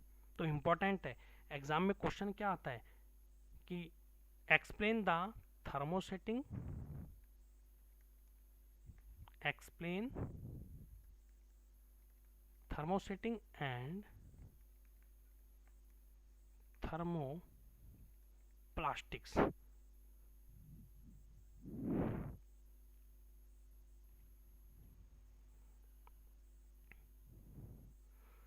Explain the thermosetting and thermoplastics को आपको क्या करना पड़ता है, एक्सप्लेन करना पड़ता है। तो थर्मोप्लास्टिक्स मैंने बता दिया कि बार बार पिघला के आप उनको आकार में बार बार क्या कर सकते हो, परिवर्तन कर सकते हो, तो उसी को हम लोग क्या कहते हैं, थर्मोप्लास्टिक्स कहते हैं। ठीक है, के कारण प्लास्टिक टूटे फूटे बेकार सामान को पुनः पिघलाकर उनसे नए सामान, मतलब जो थर्मोसेटिंग प्लास्टिक होते हैं, तो जैसे आपके घरों में अगर कोई पुराने धुराने प्लास्टिक के बर्तन वो पड़े हुए हैं, तो इंडस्ट्री में क्या होता है, उन पुराने साफ को इकट्ठा करके उनको पिघलाया और उनसे फिर कोई नया प्लास्टिक बना दिया, तो थर्मोप्लास्टिक्स हैं। और ऐसा प्लास्टिक जिससे आप कुछ नया रिसाइकलिंग नहीं कर सकते, वो आपका क्या होता है, थर्मोसेटिंग प्लास्टिक्स होते हैं। और इनमें दोनों में और क्या डिफरेंस होता है, थर्मोसेटिंग आपके क्या होते हैं, हल्के होते हैं, जल्दी से टूट भी जाते हैं। ठीक है, अब नेक्स्ट आता है आपका इंपॉर्टेंट रबड़। तो देखो रबड़ बेसिकली हमें कहाँ से प्राप्त होती है, तो रबड़ दो प्रकार की होती है। एक होती है नेचुरल रबड़, जो हमें एक पेड़ होता है, ओक ट्री होता है, ओक ट्री, इस ओक ट्री से हमें मिलती है। और एक होती है हमारी सिंथेटिक, जिसको हम लोग क्या करते हैं, कृत्रिम रबड़ कहते हैं, जिसको हम लोग इंडस्ट्री में बनाते हैं। और रबड़ बेसिकली क्या होता है, रबड़ is backbone of tyre industry. आपने देखा होगा जो आपके टायर बने होते हैं गाड़ियों के, वो रबड़ के टायर बने होते हैं। इसका अधिकांश उपयोग टायर उद्योग में किया जाता है। ठीक है, अब देखो ये तो इसमें ऊपर क्लासिफिकेशन दे रखा है कि कहाँ कहाँ आपको कौन कौन सी कंट्री में, जैसे इंडोनेशिया, थाईलैंड, श्रीलंका, केरल राज्य में रबर का सर्वाधिक उत्पादन होता है। तो इंडिया में जो आप साउथर्न एरिया में जाओगे, केरल में, तमिलनाडु एरिया में, कर्नाटका में, तो वहाँ पर आपको सबसे ज़्यादा रबड़ देखने को मिलेगा। इसके अलावा आप नॉर्थ ईस्ट में चल जाओ, अंडमान वगैरह में चल जाओ, तो यहाँ सबसे कम रबड़ मिलता है। ठीक है, अब इसमें इंपॉर्टेंट आता है, एक तो आपसे क्वेश्चन क्या पूछ सकता है, एक्सप्लेन रबड़ एंड इट्स टाइप्स, कि रबड़ क्या होते हैं और उनके कितने टाइप्स होते हैं, उनको परिभाषित कीजिए। तो देखो रबड़ बेसिकली आपके दो टाइप्स के होते हैं, एक होता है आपका नेचुरल रबड़ और एक होता है आपका सिंथेटिक रबड़, जिसको हम लोग क्या बोलते हैं, कृत्रिम रबड़ कहते हैं। अब दोनों में देखो क्या डिफरेंस होता है। ठीक है, तो प्राकृतिक रबड़ की जो पक्ष होती है, लेटेक्स, लेटेक्स एक हमारा पदार्थ होता है जो हमें ट्री से मिलता है। ठीक है, इसको जब हम निकालते हैं, निकालने के बाद इसको थोड़ी देर के लिए रख देते हैं, वो जो दूध टाइप का आपने देखा होगा, जो दूध टाइप का हमारा वृक्ष से निकलता है, उस वृक्ष से दूध टाइप का निकलने, तो उसको हम थोड़ी देर के लिए रख देते हैं, फिर उसमें क्या होता है, रबड़ बनती है। तो वो जो रबड़ हमें मिलती है, वो हमारी क्या कहलाती है, प्राकृतिक रबड़ कहलाती है। यह पदार्थ जो लेटेक्स निकलता है, पदार्थ दूधिया के समान होता है। रबर के वृक्षों की पैदावार उष्ण नीम वाली क्षेत्रों में होती है। बेसिकली रबड़ वृक्ष जो मुख्यतः मिलते हैं ये श्रीलंका, मलेशिया, जहाँ पर आपका क्या होती है, नमी होती है। तो रबड़ वृक्षों से प्राकृतिक रबड़ प्राप्त करने के लिए निम्नलिखित चार अवस्थाएं होती है। सबसे पहले वृक्षारोपण मीन्स प्लांटेशन करना, ऐसे पेड़ों को लगाना। सेकेंड लेटेक्स निकालना, अब यहाँ से स्टार्ट हो जाती है आपकी कि रबड़ हमको कैसे निकालना होता है, लेटेक्स को निकालना, और लेटेक्स को निकालने के बाद उस लेटेक्स को क्या करना है, साफ करना है, तब हमको उससे रबड़ प्राप्त होगी। तो देखो उसके बाद उसको जमाना या स्कंदित करना, और जमाने के बाद फिर क्या करना, उससे रबड़ बनाना। तो वृक्षारोपण देखो, रबड़ वृक्ष के पौधे का रोपण किया जाता है लगभग 5 से 7 वर्ष के भीतर। 5 से 7 वर्ष के अंदर क्या होता है, रबड़ का जो वृक्ष होता है वो उसमें से लेटेक्स निकलना शुरू हो जाता है। लेटेक्स निकालना, लेटेक्स जो दूधिया रस का होता है, रबर के वृक्ष से निकालने की क्रिया को लेटेक्स निकालना कहते हैं। ठीक है, इसके अंतर्गत वृक्ष के तने पर लगभग 60 सेंटीमीटर का खांचा भूमि से 1 मीटर की ऊंचाई पर बनाया जाता है। देखो भी अब इसमें डायग्राम में दिखाई देगा आपको। ये देखो, ये सपोज कीजिए आपका क्या है, रबड़ का वृक्ष है। ये एग्जाम में आता है कि रबड़ कैसे निकालते हैं। इसमें हमने क्या करते हैं, ये खांचे बना देते हैं हम यहाँ पे काट के इसको पेड़ को, और यहाँ पे हम लोग खांचे टाइप के बना देते हैं इस तरीके से, जहाँ से क्या होगा, जो दूध होगा, लेटेक्स होगा, इन खांचों से निकलना शुरू होगा। तिरछे खांचे काट देते हैं, और यहाँ पे हमने क्या डाल दिया, एक बर्तन लगा दिया। इस बर्तन में आपका लेटेक्स क्या होगा, इकट्ठा होना शुरू हो जाएगा। और जब ये लेटेक्स इकट्ठा होना शुरू हो जाएगा, तो लेटेक्स को इकट्ठा करके फिर जब ये भर जाता है, भरने के बाद इसको बाहर निकाल देते हैं। बाहर निकालने के बाद फिर इसको जमने रख देते हैं। जमने के बाद फिर इसके आराम से रबड़ हम इससे प्राप्त कर लेते हैं। तो वो था हमारा रबड़ प्राप्त करना। नेक्स्ट इसमें आता है सिरेमिक्स। सिरेमिक्स क्या होते हैं बेसिकली, आपने देखा होगा कि जो रेत, बजरी, पत्थर आदि सभी क्या होते हैं, सिरेमिक्स होते हैं, सिरेमिक्स पदार्थ होते हैं। इन सभी को हम लोग क्या कहते हैं, सिरेमिक्स पदार्थ की श्रेणी में रखते हैं। या मिट्टी भी, जो मिट्टी होती है बेसिकली वो भी आपके सिरेमिक्स की श्रेणी में आती है, ठीक है। और सिरेमिक बेसिकली हम लोग क्या करते हैं, सिलिका से एल्यूमिनियम, मैग्नीशियम के ऑक्साइड, टिटेनियम और जिरकोनियम के ऑक्साइड का सम्मिश्रण प्रयोग किया जाता है विद्युत उपयोग प्रयोग के लिए। जो बेसिकली सिलिका होती है, सिलिका के जो पदार्थ बनते हैं इनका उपयोग हम लोग बेसिकली किसके लिए करते हैं, विद्युत रोधी पदार्थों के लिए करते हैं। आपने देखा होगा ये डिस्क बनती है जो इलेक्ट्रिक इंडस्ट्री में यूज होती है, जिससे करंट क्या हो, ये इलेक्ट्रिक इंसुलेटिंग मटेरियल होता है, electric insulating material. Black colour के आपने देखा होगा जहां पर ट्रांसमिशन लाइन्स जाती हैं, तो ये सिलिका की बनी होती है बेसिकली, ठीक है। तो जो अगर आपसे सिरामिक्स कोई पूछे तो सिरामिक्स जो हमारे जो रेत, बजरी, पत्थर इत्यादि जो होते हैं और इनके जो ऑक्साइड्स हम लोग बनाते हैं जैसे सिलिका ऑक्साइड, एल्यूमिनियम ऑक्साइड, इन सब के सब का जो मिश्रण से हम लोग क्या बनाते हैं, सिलिका का निर्माण करते हैं, ठीक है। इस सम्मिश्रण को बदलकर विशिष्ट परावैद्युत गुण वाले तथा विशेष कार्यों के लिए उपयुक्त पार्चलोनियस सिरामिक पदार्थ बनाए जा सकते हैं। मीन्स हम जो रेत, बजरी, पत्थर इत्यादि होते हैं इनसे हम लोग क्या करते हैं, सिरामिक पदार्थों को बनाते हैं। सिरामिक पदार्थ क्या होते हैं बेसिकली, इंसुलेटिंग मटेरियल्स होते हैं।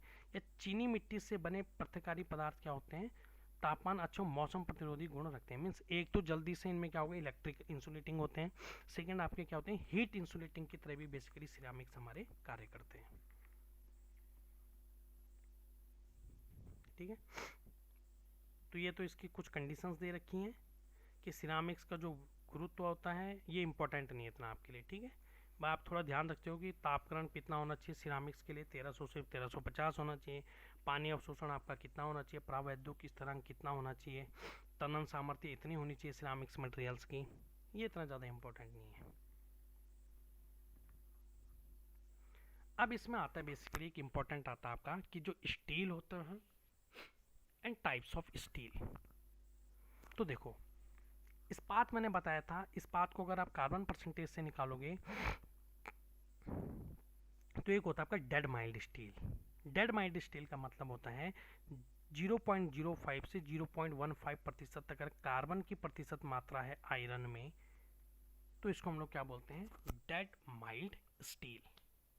और इसका उपयोग कहाँ कहाँ होता है बेसिकली, जैसे चेन बनाने में, स्टैंपिंग्स बनाने में, रिवेट्स बनाने में, कीले बनाने में, वेल्डिंग्स पाइप बनाने में, इस्पात की प्लेटें, ऑटोमोबाइल बॉडी, कर्सन ड्राइंग, प्रेसिंग आदि बनाने में हम लोग क्या करते हैं, इस डेड माइल्ड स्टील का उपयोग करते हैं। फिर सेकंड आता है आपका माइल्ड स्टील, इंपॉर्टेंट। क्वेश्चन कैसे आएगा, explain various types of steel. इस तरीके से आपके पास क्या आएगा, क्वेश्चन आएगा कि विभिन्न प्रकार के इस्पात को समझाइए। सेकंड आपका माइल्ड स्टील। तो माइल्ड स्टील अगर आपकी कार्बन की प्रतिशत मात्रा 0.10 से 0.10 के बीच है तो ये हमारा क्या कहलाता है, मृदु इस्पात कहलाता है। जिसमें इसका हम लोग क्या बनाते हैं, यूनिवर्सल बीम्स बनाते हैं, drop forging, case hardening, screw जो आपके स्क्रू बने रहते हैं, ये सारे के सारे हमारे किसके बनते हैं, माइल्ड स्टील के बनते हैं। इसके बाद मीडियम कार्बन इस्पात, मीन्स वही कार्बन की प्रतिशत मात्रा कहाँ से कहाँ चली गई, 0.30 से 0.40 तक आ गई। तो जो कनेक्टिंग रॉड्स होती हैं ऑटोमोबाइल इंडस्ट्री में, शाफ्ट बनी रहती हैं आपकी, एक्सल बने रहते हैं आपके ऑटोमोबाइल इंडस्ट्री में, ये सब जो बनते हैं हमारे मीडियम कार्बन इस्पात से बनते हैं। और एक लास्ट आपका आता है इसमें हाई कार्बन इस्पात, मीन्स 0.50 से 0.60, मीन्स हाई कार्बन इस्पात आपका बेसिकली चलेगी आपका, मीडियम कार्बन इस्पात आपका 0.40 तक भी आता है, 0.50 तक भी आ जाता है, 0.80 तक भी आपका मीडियम कार्बन इस्पात रहता है, और 1.70% तक आपका क्या चले गया, हाई कार्बन स्टील। इसके ऊपर फिर वो किस में बदल जाता है, कार्बन स्टील में। तो लोको टायर हो गया, रेल्स के पावर रोप्स आदि बनाने में इसका उपयोग किया जाता है, हाई कार्बन स्टील का। ठीक है। इसके बाद एक उच्च कार्बन टूल स्टील होता है, जिसकी कुड़ारी बनी रहती है, ड्रिल बनी रहती है, टैप्स वगैरह बने रहते हैं, जिसकी मैं हाई कार्बन स्टील की बात कर रहा था, टूल स्टील की। यह आ गया आपका 0.90 से 1.10% तक। तो ये इंपॉर्टेंट है स्टील, ये आप लोग इनका क्लासिफिकेशन याद रखना।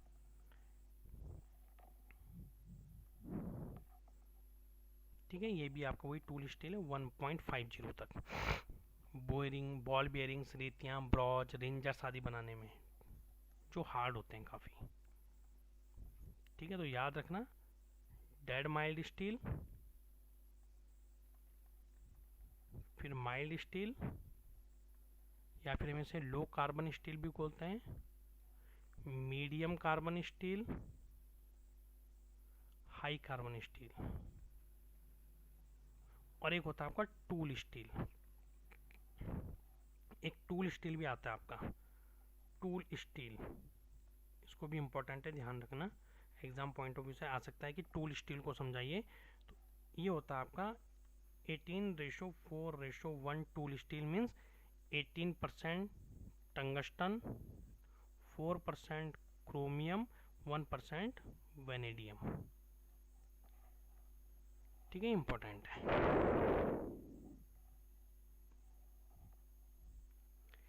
इसके अलावा